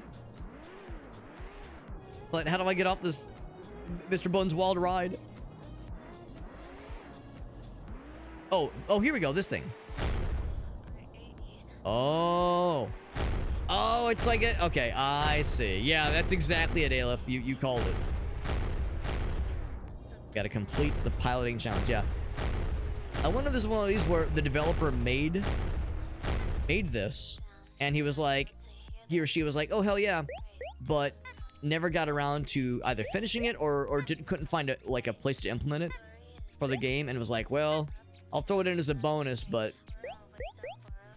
didn't have like an opportunity to include it into anything. We actually have 6 ice creams, so we are more than set. I guess that's why it's for the bonus levels. In the bonus levels, you can just throw this in for good measure, and just say, all right, well, toss it in for the heck of it. Very good. So that's Toree 2. And a very fitting and very worthy, like, kind of progression from Toree 3D. Very cool little games. Let's try MacBat. Oh, big stretch. Let's try MacBat 64 for the next hour or so. It's getting kind of late, but we'll see how much of this we can do. Get the title.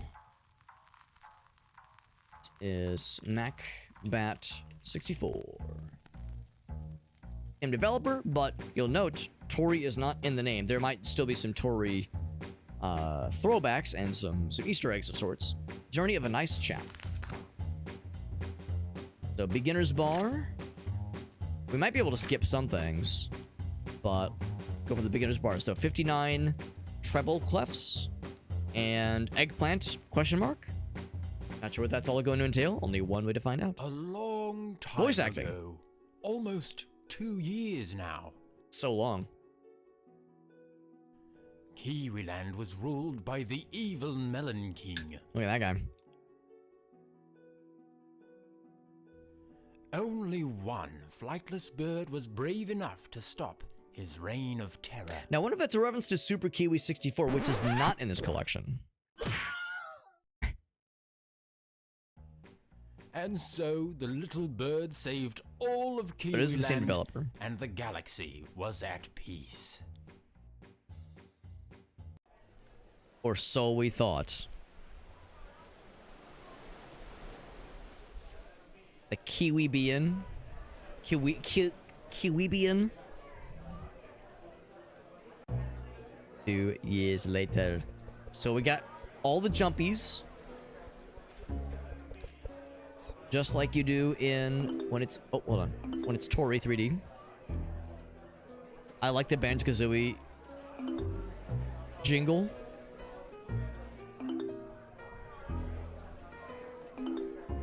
My stepdad would know that I'm here. He would make squid rings out of me.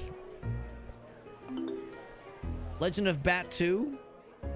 Only slightly worse than the part 1. I like the legally distinct Diddy Kong playing a game child. It's not a Game Boy, it's a game child, okay? Totally different. There's Kiwi. There he is. There were 60, but all I could find were 59. Ooh, the worst. The music is also very banjo-coded, man. Very Banjo-Kazooie. This is the T-Pump.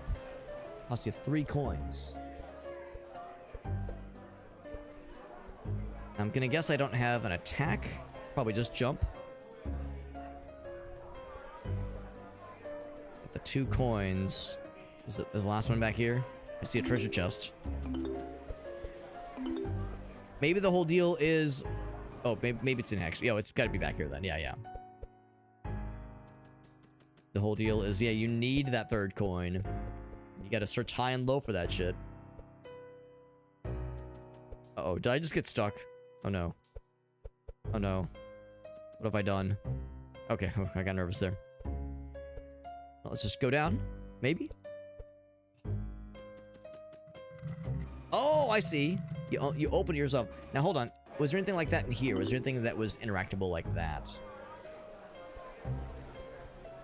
Okay. Because, yeah, sometimes we might need to do something along those lines. Might have to, like, have some kind of interaction like that. Down we go. Cheese-o-mat. Can't let anybody down to the pump. What if you run in circles? Let's find out.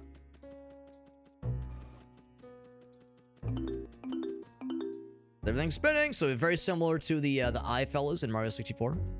Thank you, Cheese-o-mat. Very nice of you. Helping us out. Now, I'm not sure what the Cheese-o-mat is. Like, what that's a reference to, or what that could be kind of lampooning. We found the fucking toilet. We found the septic tank. Impressive task. Take my money. Take my money, please. Nice little coin. Yeah, so this is either the T or this is the the bottom of the barrel there. All right, so I got the monies. He says, have some tea. Thank you. And then I will sit here and chill with his friend. Where's the water coming from? The water factory, of course. Yes, that's where water comes from. That's right. But the production has stopped. And no water means no more tea. Factory is sealed up. We have to find the 6 keys. I know where the 6 keys are, or at least almost exactly where they are. Running and jumping? Man, it's a shame we don't know anybody that can handle that kind of task. Yo, what's up, Toggy? Bunch of fish water. Is it time to save the day? The Kiwi being? Alright, so he's gonna be our guide then for this adventure. Save the world, he says. No pressure.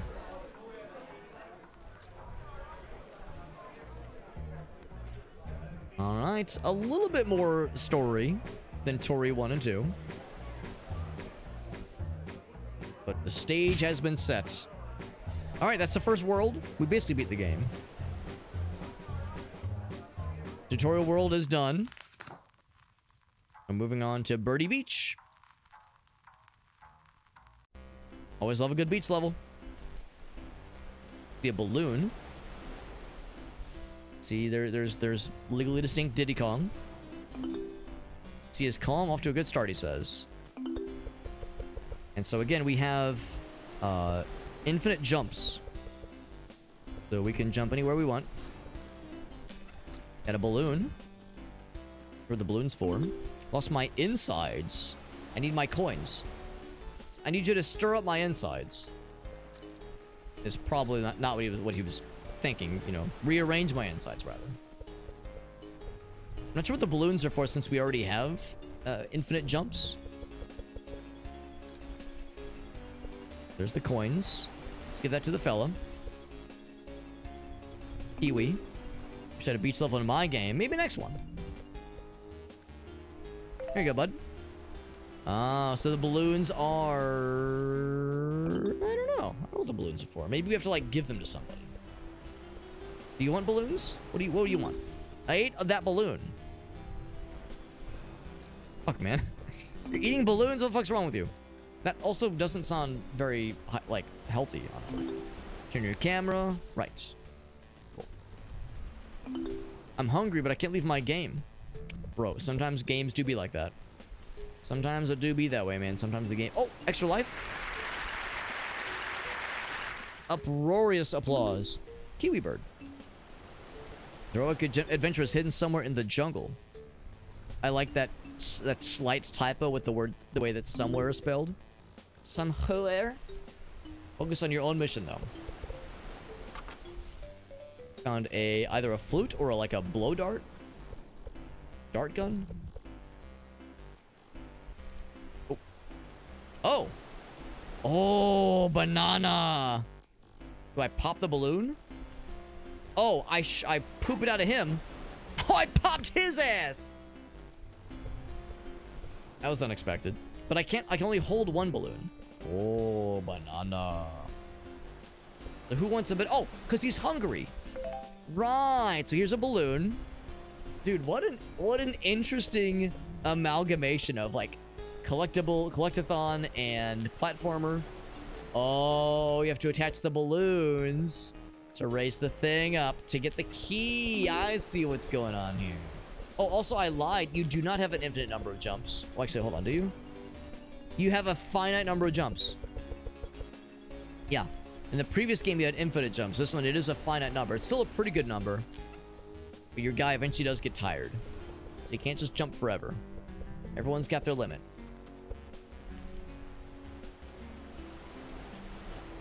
Let's see. Where was the last one? Over here. This is pretty cool, and I like that it's quite different than the first two Toree games. A little bit more, yeah, Banjo-Kazooie and like slow motion. A little bit more Banjo-Kazooie and Donkey Kong 64 inspired, which is kind of neat. I completed. I think the eggplant thing is probably a reference to like Spelunky or something. Eggplant run. Tulsar's Forest. This is very cute.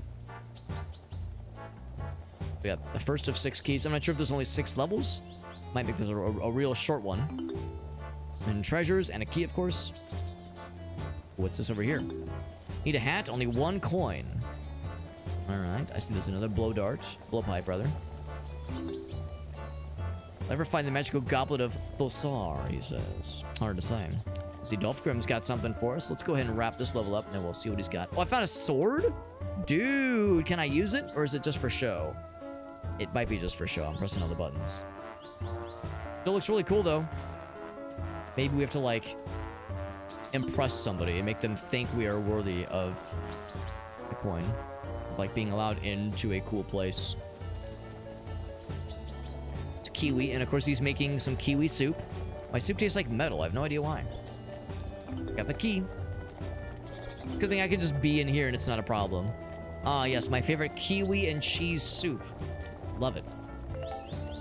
So now I've got a fashionable little getup. There we go. We got our sword. We got our little hat. We still got our monocle and vest. Good shit, man. Good shit. And a shield. Man, we're a regular Zelda adventure now. We got the sword and shield. Sword, shield, and a cool hat. We're all set. Just the manual says so, man. Mido ain't got nothing on us, man. We're all good. Anything else out here? Up, down. We get to move some blocks around. Not just yet. Skeleton. 2D skeletal decoration would start talking to you. I know. Who could ever imagine such a thing like that happening in a video game? Could never imagine. Oh, it's one of these. That around. Oh! Beautiful. This is so quaint. I love it. What's up with that picture on the wall, man? That one right there? Skeleton holding a crown. Nothing ominous. I got nothing to worry about. Nothing spooky here. Hello, ghost friend. How are you? Hello? There we go. You need to push long to get it to move. Wasn't too bad. Not sure what the mucus and like gunk is down here. That's a little bit ominous. Yeah, like the gunk is a little bit concerning. The shadow does the opposite of whatever you do. I mean, mine's just a little circle. Mine's just a little circle on the ground. Oh, I see what he means. Let's see, I need... if I can, like, kind of get normalized here. There we go. Okay. Unexpected little puzzle sequence, but I'm not complaining. Can I high-five my shadow? Will I give him a little smooch? Alright, so now... will the skeleton chase us when we pick up his goblet? No, his head fell off. Sorry? Can I put it back? Go! Teleport. So I have the goblet. Treasures. Oh, that's what he wanted. I can stop crushing my enemies to see them driven before me. And hear the lamentations of the women, of course. This is, you know, this is one of those games where it's not much on its own, but I don't know, it's fun. It's cute. It's a collection of things very clearly inspired by other games. You know, it's not exactly gonna break any new ground, but it's like very cute and wholesome. I like it. I like it. This is very fun. Let's take a look at what Dolph Grimm's got. I think I might know what it is. Just don't skip it this time, Alex. Like, you know the rules. You know the rules. We gotta do like the full redemption to like watch a YouTube video. Or what I also say is if a video is like really short, we can just watch it for free. But yeah, if it's like more than a minute, then it's like, yeah, we really should do like the proper redemption. Let me switch my monitor over so I can see the stuff. There we go. A little look-see, meet the game, and let's see what we got. This is that cool trailer, that Project Windless game. Here we go. I'm guessing this is probably from the newer PlayStation announcement from Friday, because I didn't watch the live stream, but I did see some of the trailers, but not all of them. From a series called The Bird That Drinks Tears. Never heard of it before. We are the children of water, born of the goddess. You filthy creatures. Faithless, soulless, unclean.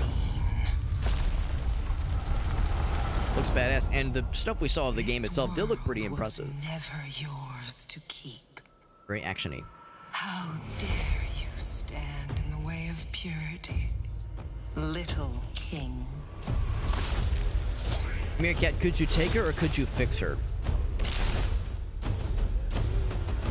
There's two kinds of reactions. I could take her or I could fix her. He's a chimkin.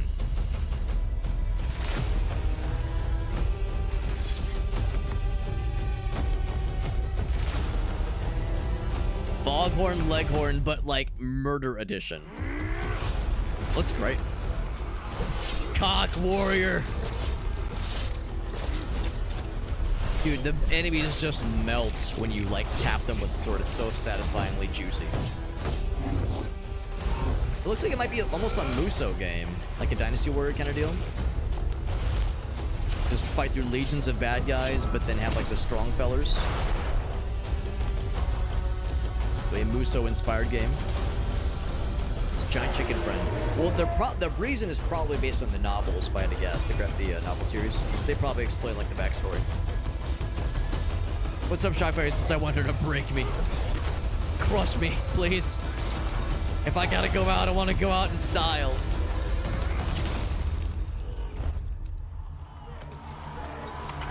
Yeah. No, it looks legit. It doesn't look like pee-pee poo-poo. It looks like a serious video game. Looks badass, though.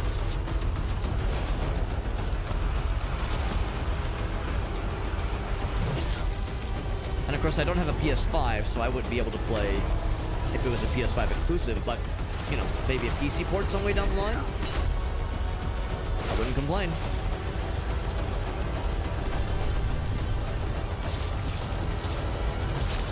Now, if it was a Muso game, you'd probably be able to play as several characters, not just this one person. Yeah, very juicy horde clearing for sure. In development for PS5, there we go. So it might be a PS5 exclusive, but it looks great. Really solid. Chicken Little really grew up. This is Chicken Mega. Chicken Big. Chicken Supreme. He ain't clucking around. KFC marketing has reached a new level. Colonel Sanders, your son has returned.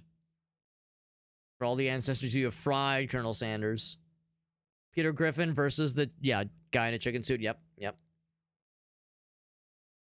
Speaking of Colonel Sanders, what was the one in the Discord server someone posted? Right here. I showed this one to Gracie, and it's like, it's one of those where on its own, the first part is like, okay, well, that's one thing. But then, you know how this goes, right? It's like it's like an automated bot that just like responds when someone posts. So it says, dear screen name. Dear screen name. And then it's like, ah, yes. Captain Cum Explosion. Valued customer, Captain Cum Explosion. Amazing. Amazing. Thank you for sharing, Dolphgrim. The game does look very good. It does look very, very cool. I hope it eventually gets ported, because so that I selfishly and me alone selfishly can enjoy it. Because you know, I'm the only person that matters, obviously. You know, it does look really good. And if I were to play it on stream, you can rest assured I would never dream of making jokes about, you know, playing with my cock or playing as a cock. I would never. I would never reach for the low-hanging fruit. Matter of time and legality. You say that, but Bloodborne, man, all these years, and I say that fully acknowledging I think Bloodborne will, never get ported. I think it will never get ported. I mean, I said that about what's it called? What's the other, like, PS4 kind of open world fighting, like, dinosaur robots? Horizon Zero Dawn. I think that one did get ported. The reason I'm dubious if Bloodborne will ever get ported to PC is because that one was published by Sony Studios or Sony Entertainment. So it's like, if it's an in-house published game, they have no reason to ever put it on any other platform, except for, you know, Sony-owned platform. But I think Horizon Zero Dawn might have been published by Sony, so I don't know. I guess it could happen, but I'm just not gonna hold my breath for it. I just need to fucking get a PS4 one of these days. Get the chicken suit, yeah. Matter of legality. Well, like, I mean, I guess it's possible that, like, Sony could relinquish that that license, but I don't think they would. I think if they were smart, they would hang on to it, because, you know, Bloodborne's a really good, really well-beloved game, and I'm sure that definitely moved some units, probably moved some PS4s, and probably PS5s too. There is a version, yeah, but it's like, it's not an official port. I don't know if it was a recompilation or just an emulation, but I know it's like, it's not like an official port. I'm of course referring to official ports. Yeah, it does look good. It does look good. So if I just was dying and I needed to try it out, there is that. But I usually try to stick with official things if I can help it. But sometimes you got to get a little creative. Just how it goes. I would, of course, you know, what I would of course do is I would take my legally owned copy of Bloodborne. I would rip the, you know, I would rip the game files that were necessary to make that happen, and I would compile it on my machine. Obviously, I would do it legit. Legally retrieved and extracted ROM files would be utilized. No shenanigans. Hope you're listening, Sony lawyers. Jump into this next one, friends. We got more balloons. Oh, we got the ghost balloons. They're very scared.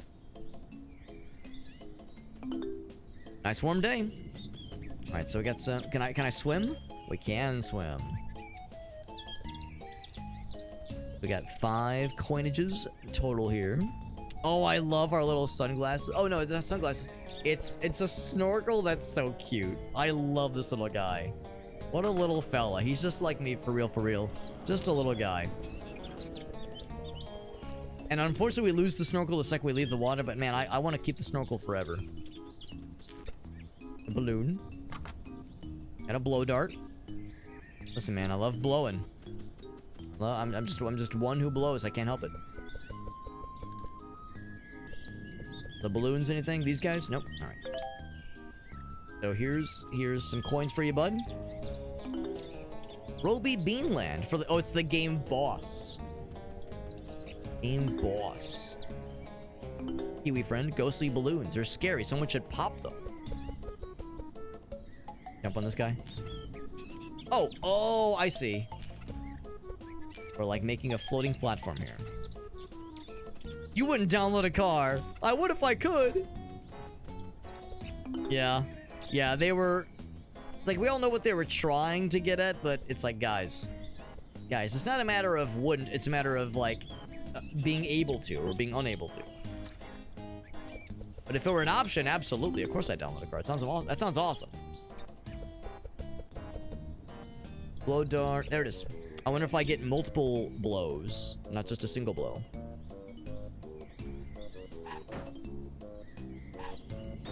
I think this is so charming. Again, I know this game is not gonna like blow any minds, but this absolutely is a love letter to anybody that played Banjo-Kazooie or Conker's Bad Fur Day, just any sort of Rareware game in the N64 days. It's just so charming and like chill. It's not gonna blow any minds. It's not reinventing any wheels. But I can't help but be charmed by it. It's very pleasant. Ridiculously hot, isn't it? Tell you what, this game needs a snow world. Random voice acting. Unless the other NPCs have been doing voice acting. Have the other NPCs been doing voice acting this whole time? Because every once in a while we have that bug, or not that bug, but that nuance with my audio setup, where I sometimes can't hear voice acting. Or like in cutscenes in particular. A new friend.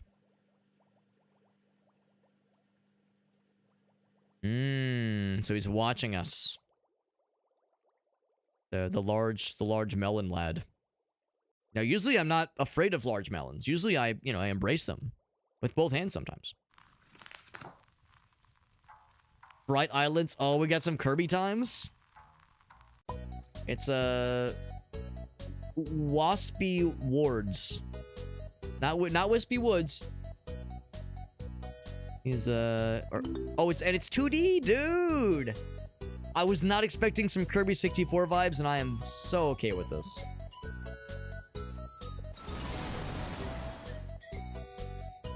This is very, very cute. I love this. Oh, hold on. Does he have something? Do I have infinite jumps? I do not have infinite jumps. He's even got the apples. Got the apples up there. Very cute. 5 apples total. Oh, that's a satisfying bounce noise. I like that. Thing down here. Path to the left to the right for sure. Right. So was there anything else?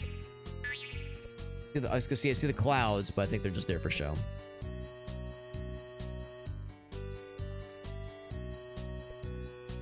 Apple right there. I need 5 total. We need to bring them to the tree friend.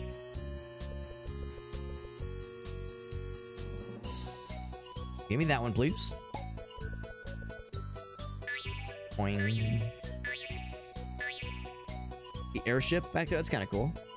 Little blimp fella. 2 apples remain. Am I allowed to touch this water? I am, okay. And we don our snorkel when we touch it. Very good, very good. And it's worth acknowledging, I don't think there's any enemies in this game. Nor are there obstacles that can hurt you, I think. Seems like you're... Oh, look at that guy back there. Seems like everything is harmless. The only challenge really is just, exploring and finding your way, but it's not like there's, like, horrible adversaries watching us, ominously. Standing there menacingly. Okay, hold on. Is there something up top? Okay, maybe if it was gonna like launch me big. Oh, come back. What a tease. Give me that last apple, man. Then he teleports me back. And, oh, okay. I was gonna say, I think I missed it. Help me out a lot with the extra apples, man. Is it a scary game? Nah, not this one. At least I don't think. I could be wrong, but I don't think this one have, like, any spooky times. But maybe not. Maybe not. Oh, we got some vaporwave shit. Or synthwave, rather. Everyone's got sunglasses, or at least the skeleton in the background does. Unless that's supposed to be Terminator. So tubular. Yeah, it's a Terminator stand-in. Got a DeLorean with eyeballs. That's so cute. I need 4 batteries. I hope it's gonna be enough to take us to 88 miles per hour. Then we're gonna see some real shit. Twin Palms. There's a vaporwave artist by that name. Legend of Bat 2, but I don't have enough money, man. Of course, there's coins just lying around out here. Arcade games are hard when you don't have hands. Oh. Shoot. Kill the zombies. Okay, well, this game is a little bit easier now that I have arms. This is the Shootinator. Did I win? I want to go for the high score. Well, we got like a low resolution poster for I can't tell. And this one is, it's not quite Ghostbusters. The reference to the big boss, the evil fella. Legend of Bat 2, you can test the game for 5 coins.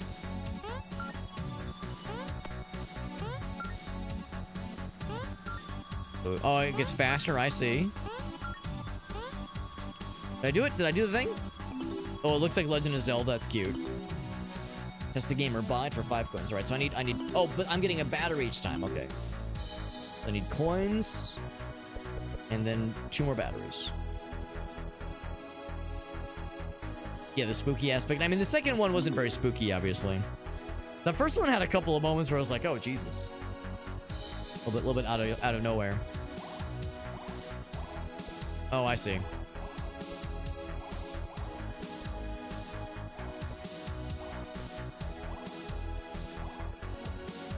I see what's going on here. Kind of like Simon Says, not quite. Battery! My cool pad. Yeah, it was basically a dance game. Dance Dance Revolution. Yeah, this one's just nice and chill. There's hella coins in the distance. Hella coins. I do like the Rubik's Cubes. Makes me happy.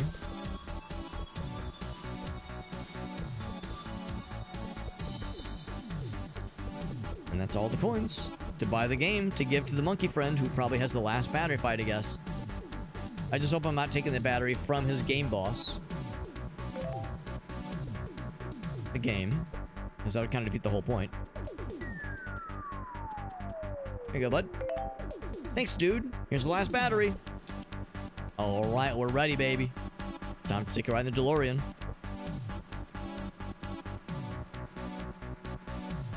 Here we go. Oh, I like this. I think we are indeed getting up to 88 miles per hour. We're gonna see some real shit. I can't jump. We're just driving.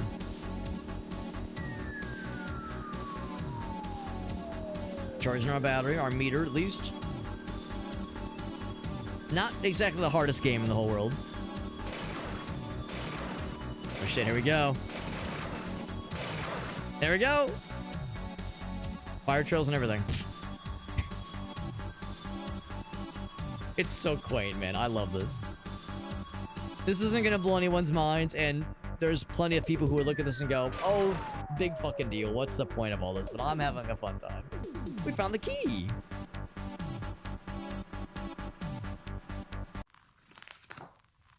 We had to go back in time to get that key. Mac Race. Yo, is it Mario Kart time? Oh, shit. Take a break with a friendly match of kart racing, my lad. Do you think he, like, tips his fedora whenever he says my lad? Macbat. Mabat. Alright. So jump. I'm holding what I think is the go button. Alright, I'll admit, not the most tight controls for a kart racer ever. You could do a lot worse. Boost. Oh god, I bumped into him. I turned into an octopus. I think that was the item I got. Avoid the oil slicks. This is so wonky. I am having fun. I really am. It's very cute. I don't think there's like a power slide. We don't need no stinking power slides. The only downside with getting an item is that it activates sometimes when you don't want it, when you don't expect it to. It activates when the roulette finishes. Oh, get hecked, idiot. So when you bump into someone else, you will like spin out, as we saw. So you either have a boost, you either turn to an octopus, or you get a boost. And the octopus, I think, is like invincible or something. Can I chain them together? Oh, I got a boost while I was an octopus for a second there. This is Kiwi 65, right? The sequel to Kiwi 64. Did anybody ever have that friend in like grade school who was like, "Yeah, bro, they're gonna make a Mario 65, man. My dad works for Nintendo, bro." I remember those days. What's up, Fahrenheit? Some low polygon shit, yeah. And that was the kart racer level. That was the kart racer level. Just a one-off. This is Macbat 64, part of the Toree 3D collection, 3D platformer collection. Most of this game is a 3D platformer. But of course, it's a collection of 3D platformers. So it's more of a, like, kind of Banjo-Kazooie kind of deal.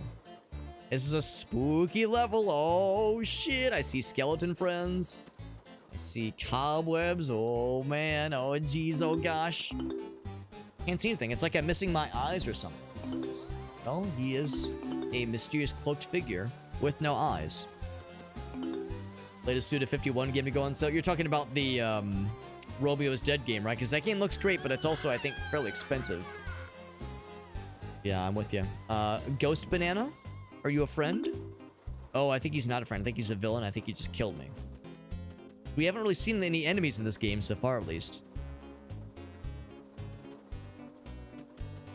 I am a fan of the, again, legally distinct Banjo-Kazooie music. I'm having a very good time. So we found a key. Wait, my turn. Always enjoyed the Suda 51 games. I don't think I've played a single one. I'm a fake gamer, man. I've never played a single one. And I think I would really enjoy them. Killer 7 and like those kinds of games, I think I would really be into them. Why are the fishes, like, floating? Like, what else is in here? Start stepping on some switches. They're pretty absurd, and I love me some good-ass absurdity. Oh, no, I thought there was like an order I had to do it. Just step on the buttons. Oh, maybe there is an order.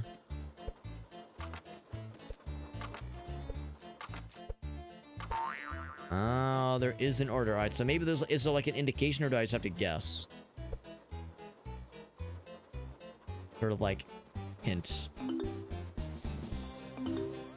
I think we just have to guess. I've never played Lollipop Chainsaw. I didn't think that was Suda 51.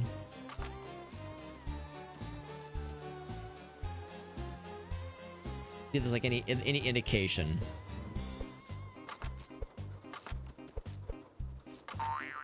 Oh, maybe it's the number of fishies in front of them or something. No, that's not it.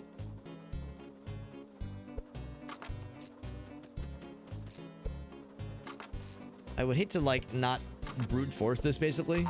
Or just try to get lucky. I'm a little bit concerned I might have to just try to get lucky.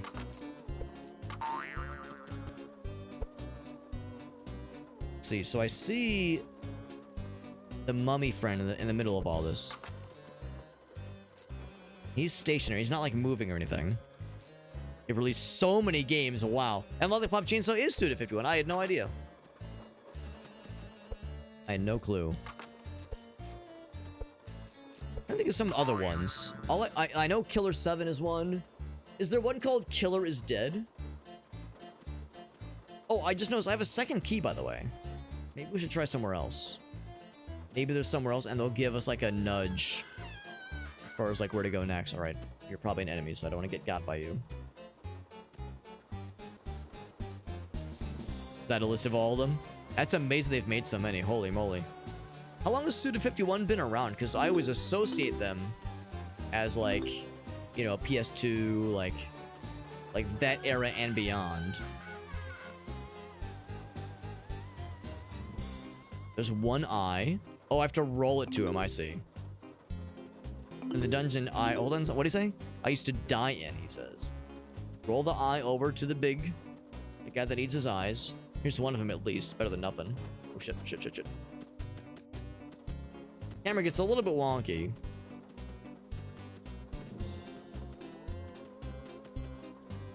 It's for you. That's one. Oh, I guess it's only one. Take this. Flashlight. Or headlamp, rather. That's cute. Look at our guy. He's so cute. Of course, we get the monocle and the vest, but now we get a little headlamp. Killer's Dead is one of them, yeah. Yeah, 90s and naughties. Oh, do we have to follow the footsteps? The feetsy steps? Oh, maybe not, okay.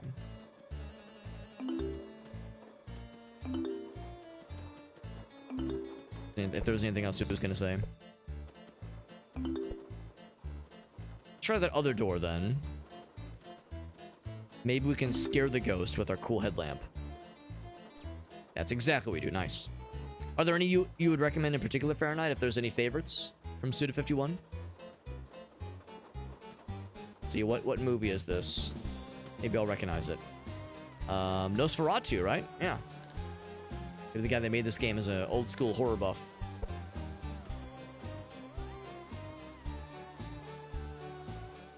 Then... in here?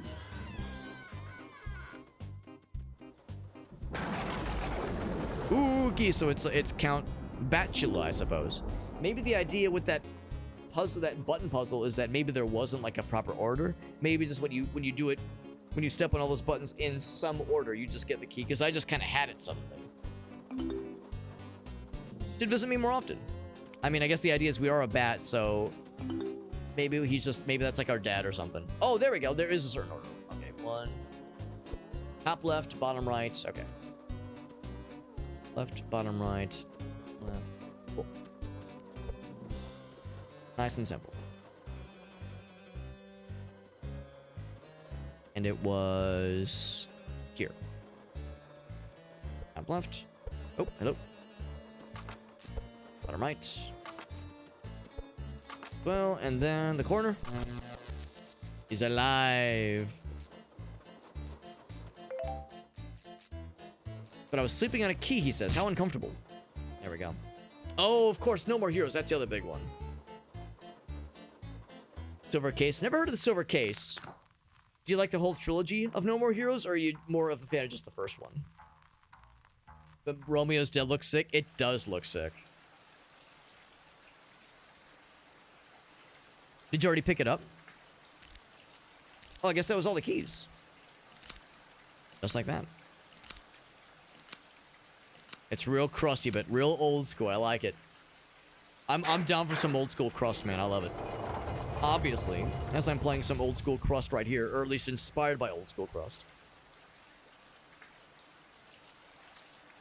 I have some flippers, he says. Let you move faster underwater. Good place to jump in, though. Nice. I'm always down for suggestions, man. Look at our little flippies. They look so dashing. So dapper. Going in. The rubber ducky. That's like a little crocodile fella. All right. To make things right. Look at our little flippies. Our little flippersies. We're so fashionable. You see? Hold on. Just If you feed me little ducks, I might let you bounce off of my back. We have the balloons we need to give to somebody. Oh, I love the faucet nose. That's good. It says used to make the water. But this melon screwed everything up. Dude. Classic big melon fella. We got some screws we need to get. Is that just a guy? Is that just a human person? I crashed into the wrong game. My submarine is broke. I need screws. He's got like a gas mask on. Is this Payday? Is this John Payday? When I think of like business suit and gas mask, I think of or no, well, yes, Payday, but also Killing Floor, but not submarines though. The one, oh, big skullfish, skeleton fish. Maya David Lynch enjoyer. I don't think I've actually watched anything of David Lynch, but I know we were talking about, but I want to change that at some point. We were talking about Twin Peaks not too long ago, and I think that's a series I would really enjoy, especially given that I'm on like a 90s and 2000s kick right now, given that Gracie and I are on the last season of Sopranos right now. So that's definitely on my list for sure. By the way, so the duck he wants to eat is like a little duck snack. That's cute.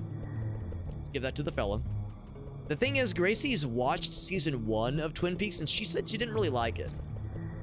So that one, that might have to be one I watch on my own, and I'm infamously bad about not watching things on my own, like not making time to watch things on my own.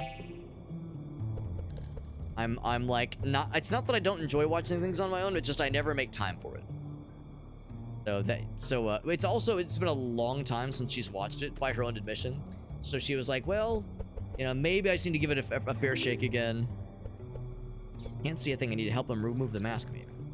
Reminds me of the bad guy from, or the final boss of Toree 2. A little bit of that. So anyway, so we'll see. We'll see. It's something I'm going to advocate for, and I know Gracie was kind of like, maybe, but we'll see. She said it's been I think she said she watched it in college. Saying, we'll see. And maybe I attach the balloons to his mask. Get him out of there. Oh, he wants the balloon. Okay. We'll give this... Oh, we need to put something in here, probably. Give this to the submarine fella. Maybe he'll launch a torpedo to blow that guy's mask off so we can see the shit. Play Alpha Protocol. Now that's a deep cut. I think that's one I know what that game. I think I know what that game is, but one I don't hear about very often, honestly.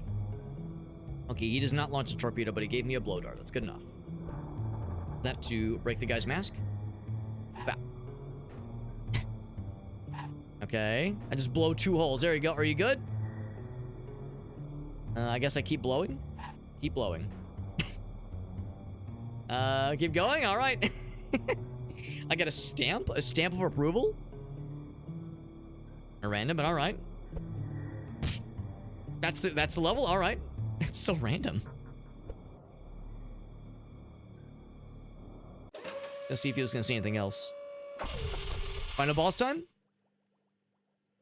Season 1's kind of slow though. Yeah, I think I would like it. I think I would really like it. I think it's really good. It's a David Lynch RPG, or well, hold on. It's David Lynch inspired or David Lynch coded. I gotcha. So the game Obsidian made. Oh, maybe actually, you might be right. It's squished, but bats aren't insects. Does he not know? Oh shit! Robot melon fella. Melon King. Melon Emperor. Excuse me. All right. Reminds me of the, I think basically the first boss you fight in Donkey Kong 64. Right down to the rain and everything. So let's see, I need you to... Oh, here we go, blow dart, yeah. I was gonna say, how do I shoot the big red thing? Oh.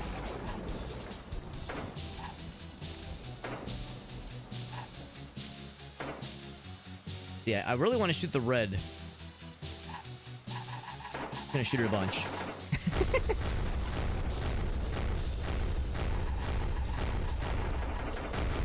I'm just blowing his shit up. I almost want to. Did I break something? Oh no, I think I let a sequence broke. Okay, never mind. I was like, did I just one cycle him by complete accident? Now we're chasing after him. I might have inadvertently skipped a sequence, but we're not done though. Fire cannon at his ass. That was ridiculous. I might have broken that boss battle a little bit. That's okay. That's okay. There we go. What a fine adventure. There it is, man. My game was more interesting than that guy anyway. Any more coins, please? You're the hero after all. I'll be a nicer squid in the next game, I promise. I like how he's patched up because we had to pop him a couple times. Now, can I hop in this thing and be the next, like, mecha god? Alright, anything else? We got Star Friend over here, and the masked guy I freed. We're looking for a new home anyway. And can I bounce on this guy? No, that was a one-time thing. Where's the star fella? There he is. Oh, wait. The star fella has to say. Melon guy's finally gone. All right, can I go talk to just human person over here? Oh, it's invisible walls. Okay, so I'm gonna talk to him as well. Have I never seen Eraserhead? I have not. I've never seen Eraserhead. I don't think I've ever seen any David Lynch movies or TV shows. And that's not like I've avoided them, I just never got around to them.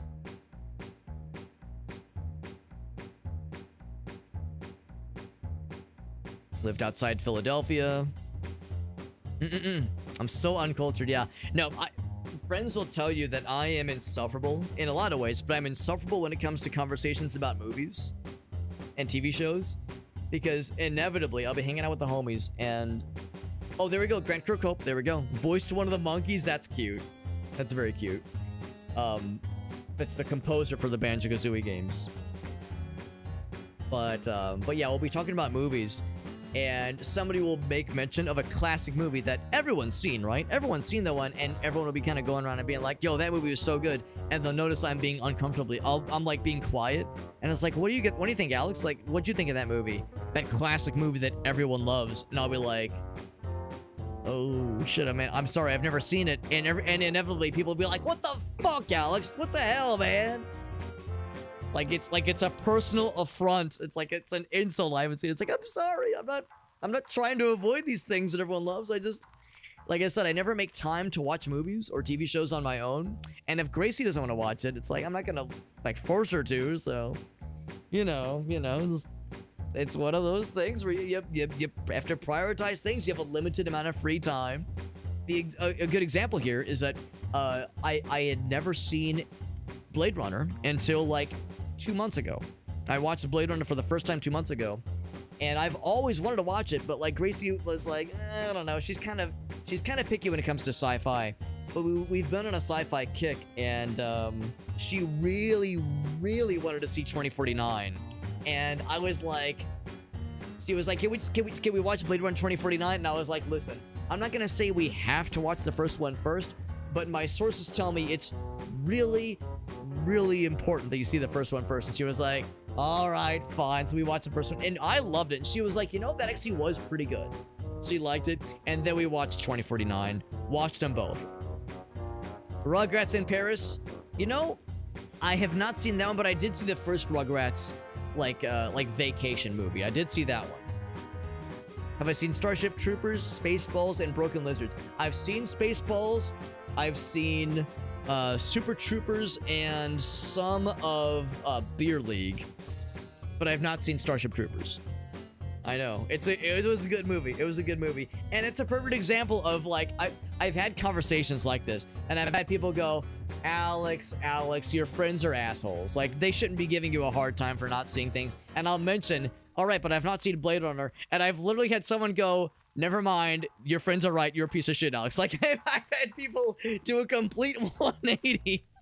completely when they realize I've not seen Blade Runner. It's like that's like I've had people where they'd be like, Alex, I've been in your situation and I know how annoying it is, but I'll admit I am personally offended and bothered, and I agree that you're a bad person for having not seen it. Like, it's like, what the hell, dude? People that understand what it's like to be in that situation, like, no, never mind. I retract everything that I was gonna say in support. You're actually a piece of shit, Alex. Oh man, there you go. Yeah, Club Dread and Starship Troopers. I've not seen either. It says you're the asshole. Yeah, it's funny how that works out. So which cut did I see? I think it was the theatrical cut. There was no voiceovers, no funny voiceovers. No awkward Harrison Ford. My wife used to call me Cold Fish. None of that. I did see, after we watched the original, the theatrical cut, I'd always heard that the final cut was the one to watch, but I couldn't find it anywhere on, like, streaming sites. That was the other problem, by the way, is, like, some of these movies, okay, how do you watch them without, you know, going out and, like, buying, like, a used DVD or something? Because some of them are kind of hard to find when it comes to streaming services.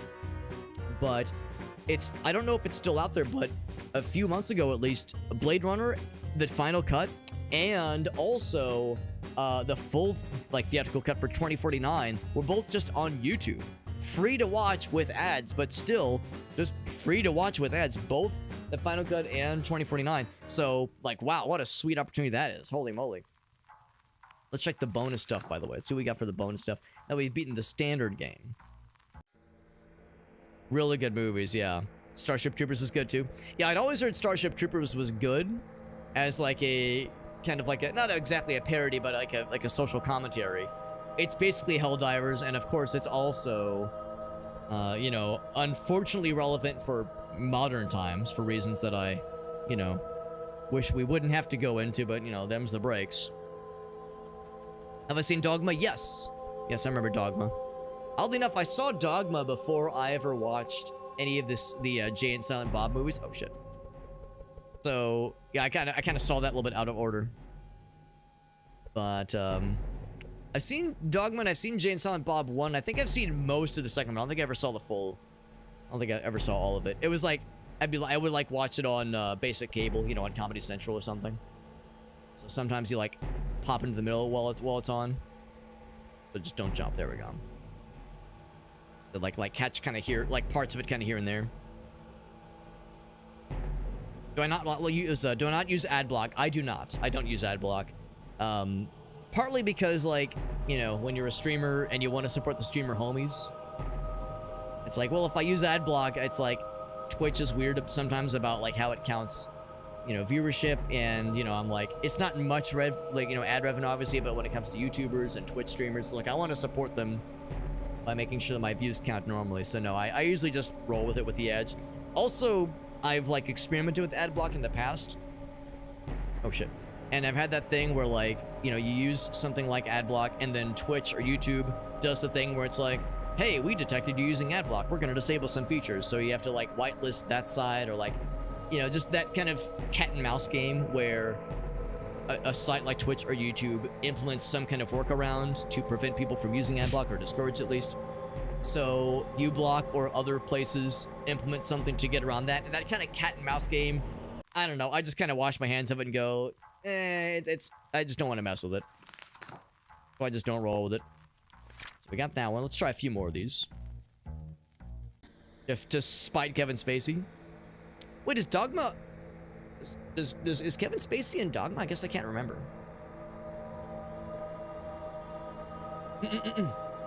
Yeah, Kevin Smith is great. I'm assuming, yeah, Kevin Spacey is the other guy. Doesn't block Twitch ads though. Or well, I mean, some ad blocks do, or some ad blocks are intended to. It's always one of the reasons why some folks were installing ad block tools, was to get rid of like Twitch's bullshit with ads. And I get it, Twitch's bullshit with ads is annoying. I fault nobody for using it, you know, for other situations. Going to the cinema, he says. I wish I knew where my money was. Do I have to buy the tickets myself?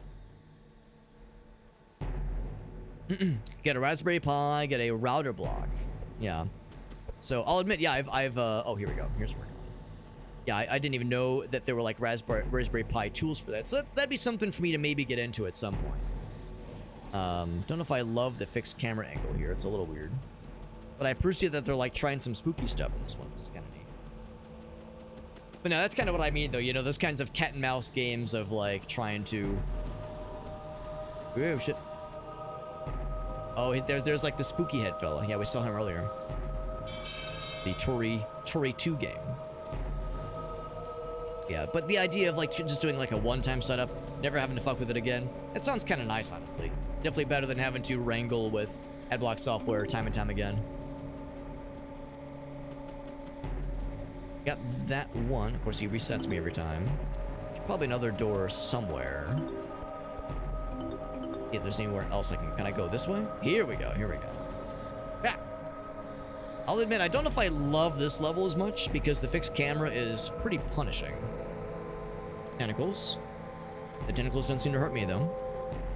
Just like an afternoon project, yeah. And just like, you know, you set it up and it's done. You don't have to fuck with it anymore. That part sounds kind of nice. Spooky. God damn it. I'm gonna guess other things have opened up at some point.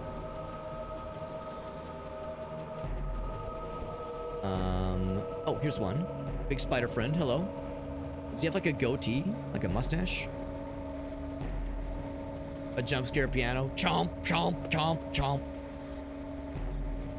I think everybody got by that piano in Mario 64 at some point in their lives. Honest to goodness jump scare right there. Two more. One. Oh, there we go. We got this thing trying to land on you. Strangely loud music in this level. Audio imbalances. More music in this one. Are there any other doors that were previously closed that are now open? Life has many doors, Ed boy.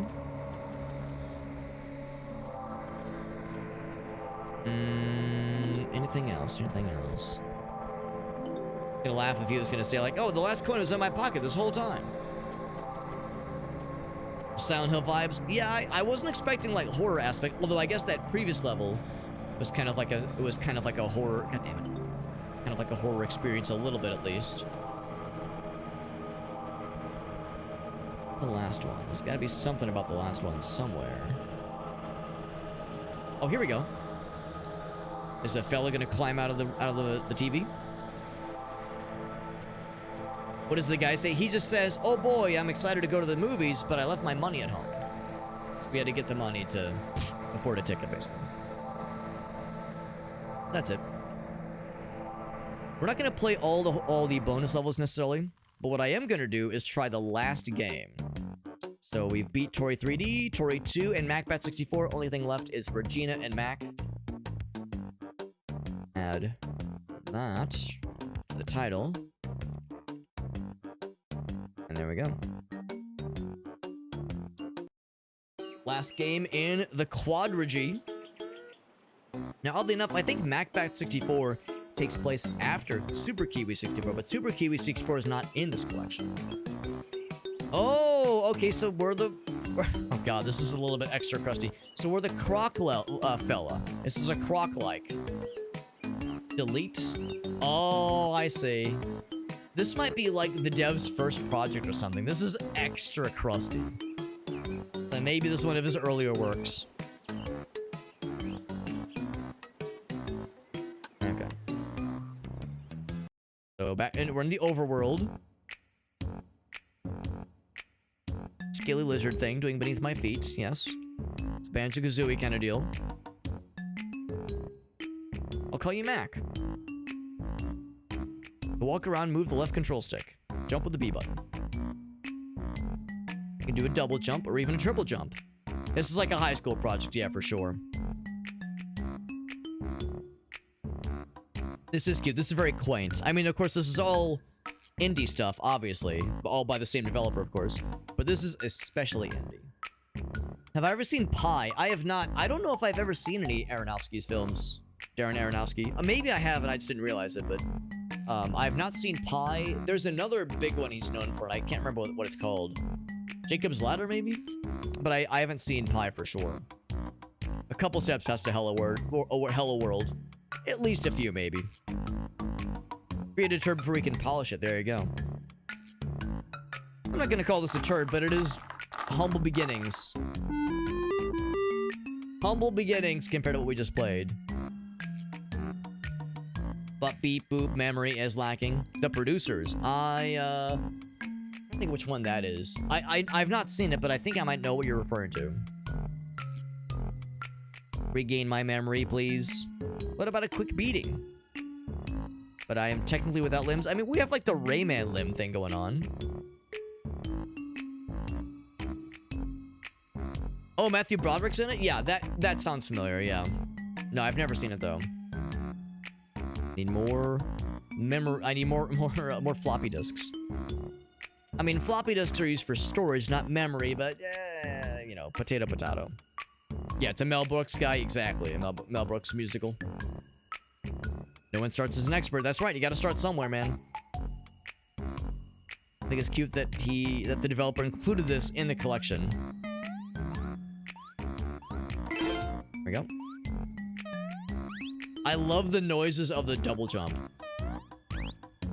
That's that Mario 64. It's got that Mario 64 triple jump thing going on.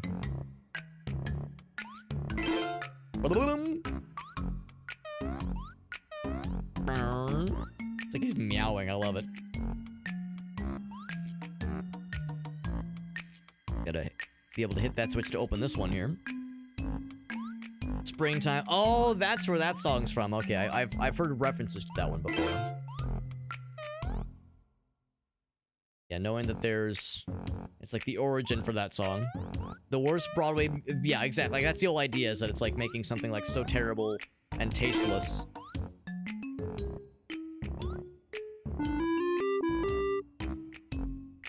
Hard to open, he says. Find 49 floppies, please.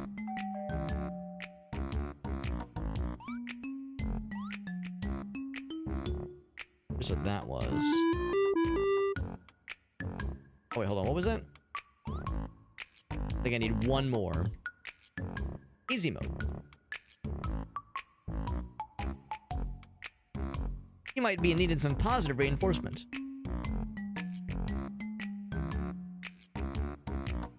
Yeah, that's fair, that's fair. I'll play it safe,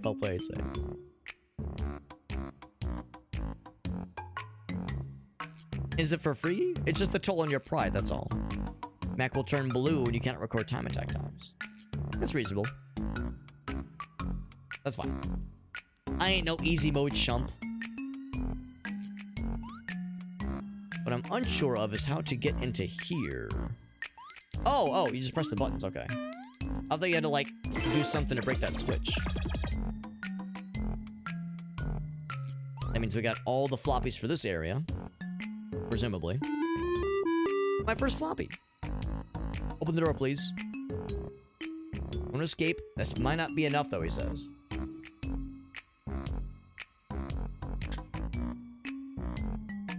The codes, though.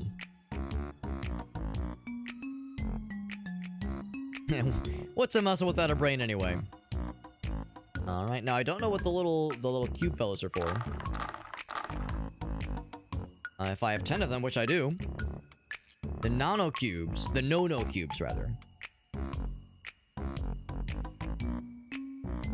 Oh, it's like a jigsaw puzzle thing. I gotcha.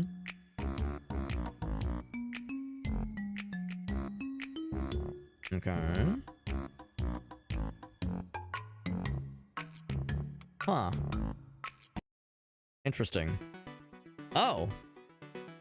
Alright, maybe I should have paid more attention. Oh no. How do I go back? I was just kind of like clicking through. I was like, yeah, I'll figure it out. Okay, there's 10. Okay, I think I see what's going on here, maybe.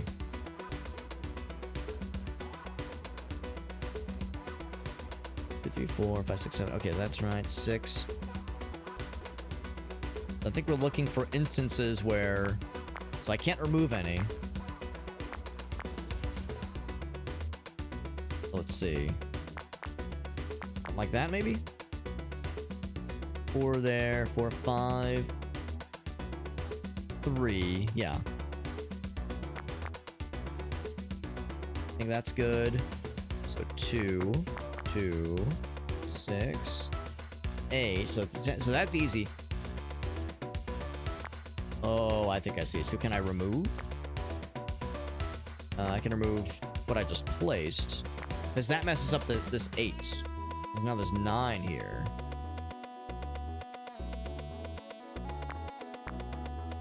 Oh. Oh! Okay, oh, I see. Oh, yeah, so this is a legit puzzle. Puzzling, even. I didn't even consider that. So, yes, now we have 2 and then 3. Okay, so we do need something there. 2 and 3 down there. 3 and 3, right. 4 and 3, that's correct. 4 and 4, that's correct. So we need 7 and 1. 1, 2, 3, 4. We need 3, 4. That's 7. Actually, that's, I think, good. I think that's good. 7. Same thing there. There we go. Okay, that was unexpected. I should have probably paid more attention to the intro tutorial, but then when it was like, oh wait, can I get those instructions again? I'm scared. Is this the actual exit? No, just outside the building. There's a bit more to this then, for sure. Force the wife to watch the producers. Maybe not right now. It might be kind of late. It might be kind of late for her, but maybe tomorrow as a post Valentine's Day experience. But have a good night, Fahrenheit. Thanks for hanging out, man. Appreciate you popping in, man. It says it is never too late. Never too late. It's happening, baby. Of course, you're probably a lot earlier in the time zone, time traveling sequence than I am. It's almost 2 a.m. where I am. There's still time for you. Yeah, it's only midnight here, man. The night is young, he says. Let it be known that the jump,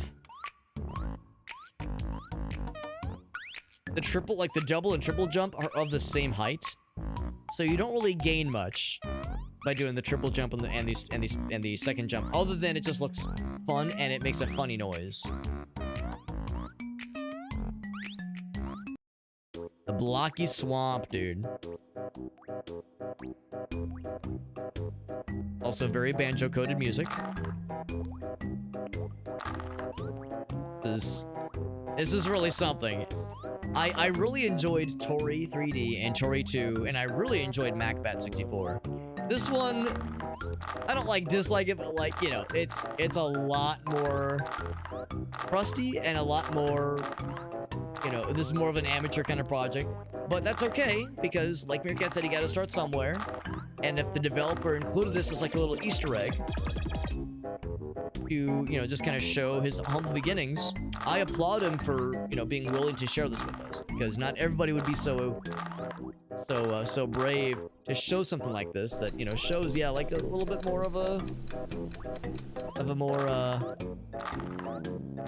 you know, novice kind of learning their ways kind of deal. So I embrace it. I really do. Hey, how do I break this thing out? Probably something to be done. Oh, they're bubbles. I see, like bubbles, like opening up.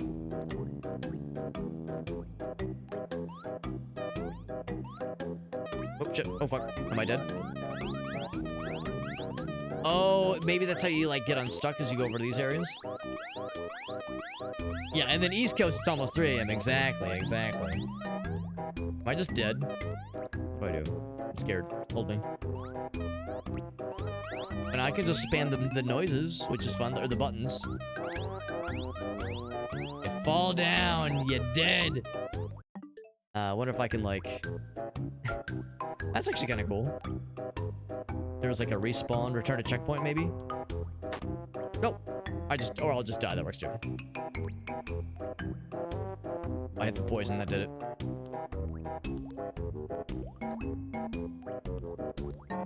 I know. What about the deep freeze that hits the East Coast?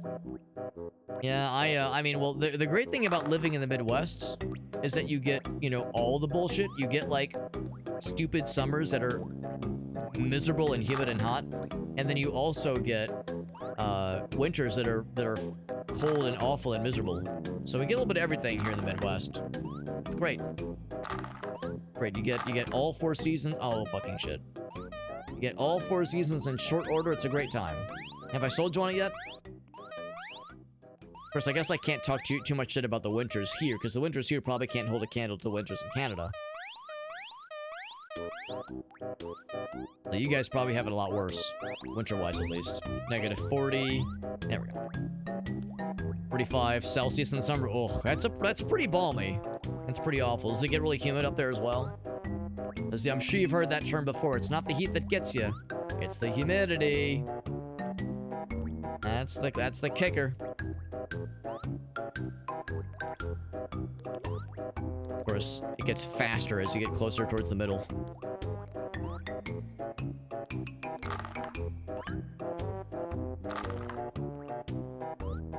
Oh, fucking hell. Yeah, it's a shame that when you fall down, you have to, like, schlep all the way back like a chump. Because it's a desert. Oh, see, okay, so the humidity is not too bad. That's good. So it's a dry heat, but it's still rough, though. It's still unpleasant. I mean, 110 Fahrenheit, or 45 Celsius, is bad no matter how you slice it. Can I knock it back? Oh, it's over here. There we go. 70% humidity. That's pretty rough. Yeah. Yeah, that's pretty rough. Yeah. That was what was so harsh about Japan, because while we were there in July, we knew ahead of time that Japan's, or Tokyo's at least, summers were real balmy, and we knew that it was going to be rough, but yeah, and still nothing prepares you for like 100-degree temperatures and like 85% humidity or 90, whatever it was. It was frequently miserable. We survived it though. It was still a worthwhile trip. We were getting nothing but like, woo, baba. The summers are brutal. Again, I'm used to brutal summers, but still. At least, you know, when you're driving everywhere, you're used to climate control constantly. When it's, you know, those kind of temperatures, and it's a mile walk to the nearest subway station, then, you know, the body learns how to adapt. Hopefully. Or you die. Or you just die. The other option is death.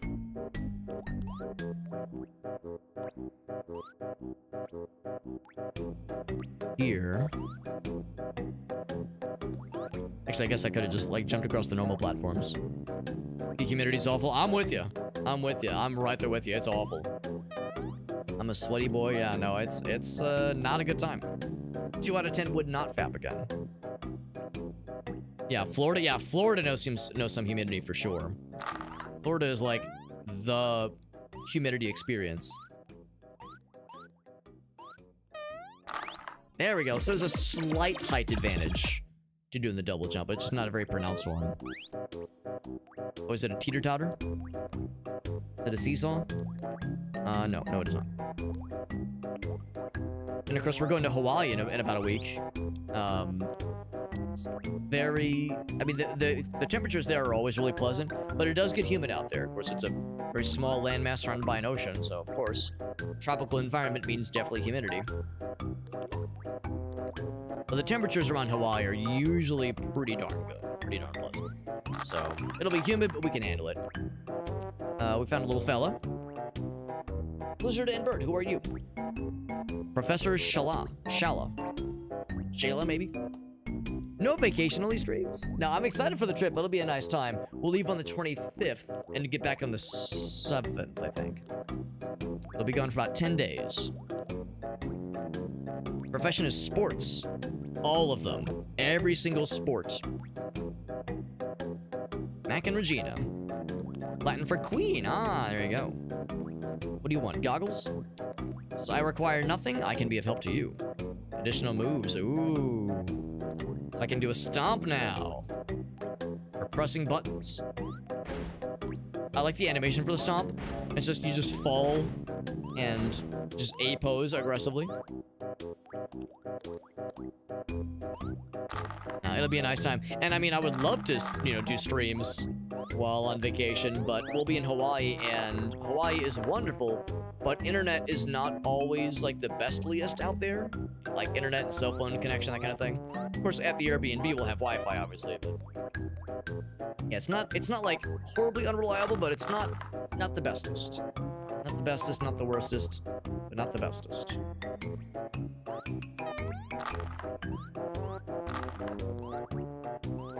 Alright. Don't fall, Alex. Don't do it. There we go. Fun noise. So now I bet I can use my butt slap powers. Either... Get up there. Can I break these? Oh, it's one of these. Oh, it's like a... Oh, gosh. We'll be here forever if I'm trying to do one of these, then. I think it's where it flips. No, what does it do? Kind of stumbling into a solution, maybe?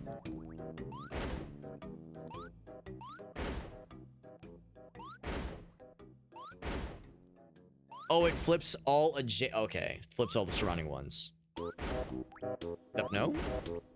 Why did that not flip those two? Does it only flip diagonals? I think I'm making it worse. Trying to, like, dumbass myself into solution. How's about this? It's getting pretty late. This game is a quaint one for sure. It is, like, a very cute, very quaint one. But it's very clearly humble beginnings for what would eventually become Toree 3D and Toree 2 and MacBat 64. Let's see. Is there an exit one? I know there's delete. Turn to the game. There we go. There we go. So that's the Toree's 3D platformer collection. I'm actually impressed we were able to beat the first 3 games in very short order. We didn't beat all of the bonus levels. We left those to be left mysteriously for anybody else who wants to play these games and wants to explore the bonus content themselves. And there's also bonus characters to unlock. We of course know that you can play as MacBat in Toree 3D and Toree 2, but who's that third mysterious character in Toree 3 and Toree 2? And also, who's the 4th complete mystery character? There's like a silhouette you can see of the 3rd character for both of those games, but there's a complete question mark unknown character in wrong button. In the others. So, no, I don't want to do that. No, I was hoping to. There we go. Up back here and go ahead and close the software. So yes, that's the Toree's 3D platformer collection. Most, if not all, of these games are on Steam and itch.io, and of course, this 3D platformer collection is available on Switch and Switch 2, and I think on probably Xbox and PlayStation as well. That was very fun, and I especially really liked Toree 3D, Toree 2, and MacBat 64. My favorite probably would be MacBat 64. Actually, I don't know. I would say either that one or Toree 2. Toree 3D was good, and it was like a good way to kind of get introduced to what these kinds of games are like and what the developer's all about. But Toree 2 was I feel like the levels were a little bit more inventive, and the platforming just felt a little bit more natural, and it was also kind of nice that there wasn't like any... I didn't dislike the sort of pseudo-horror vibes of Toree 3D, but it seemed like that was much less of a focus of the second game. I like that it had a boss battle at the end. That was kind of fun. So yeah, very, very fun games. And I'm pretty sure these are all just by one developer. I mean, of course, I'm sure they consulted others for the music and art direction, that kind of thing. But development-wise, like, you know, writing the code, I think it's just one guy. And I think he did a great job. I think it all played very fun.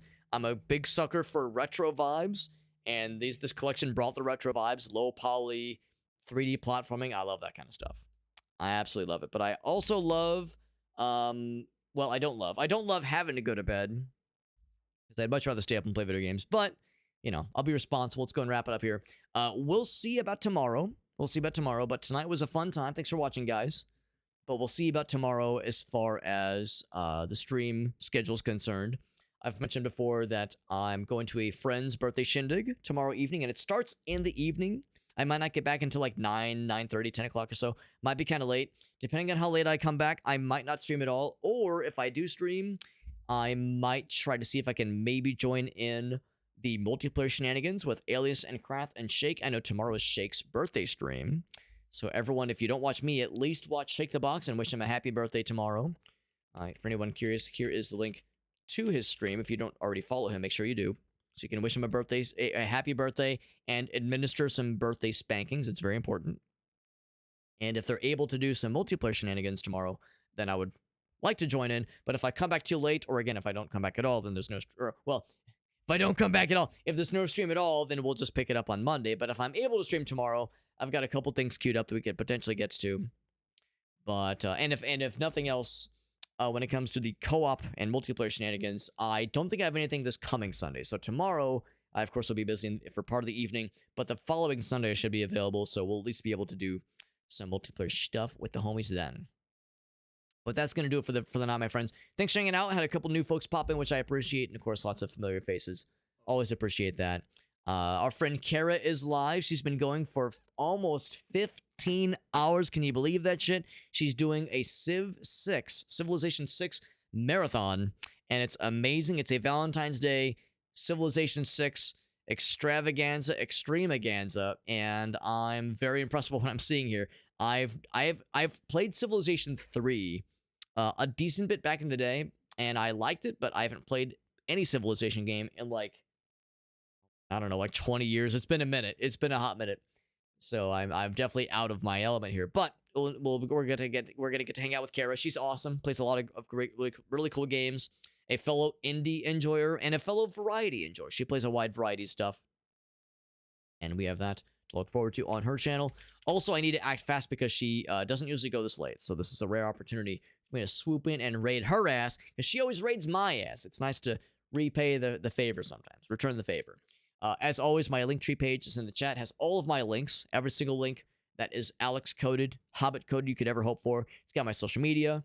It's got my YouTube, TikTok. We got Blue Sky, Instagram, Twitter, all that shit. All those links can be found.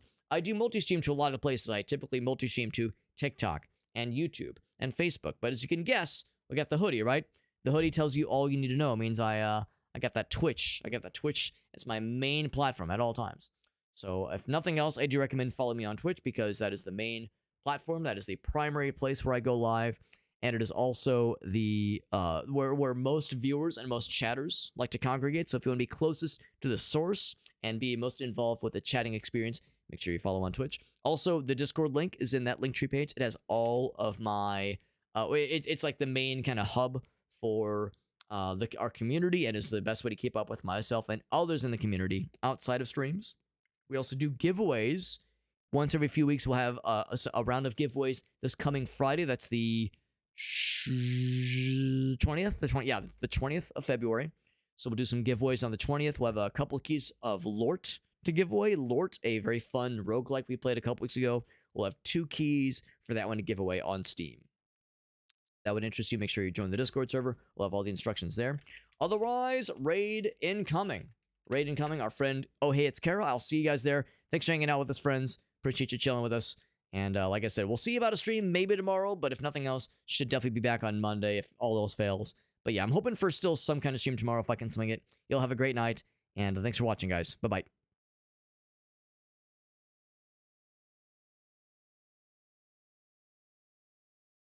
Alrighty, kiddo. Good night.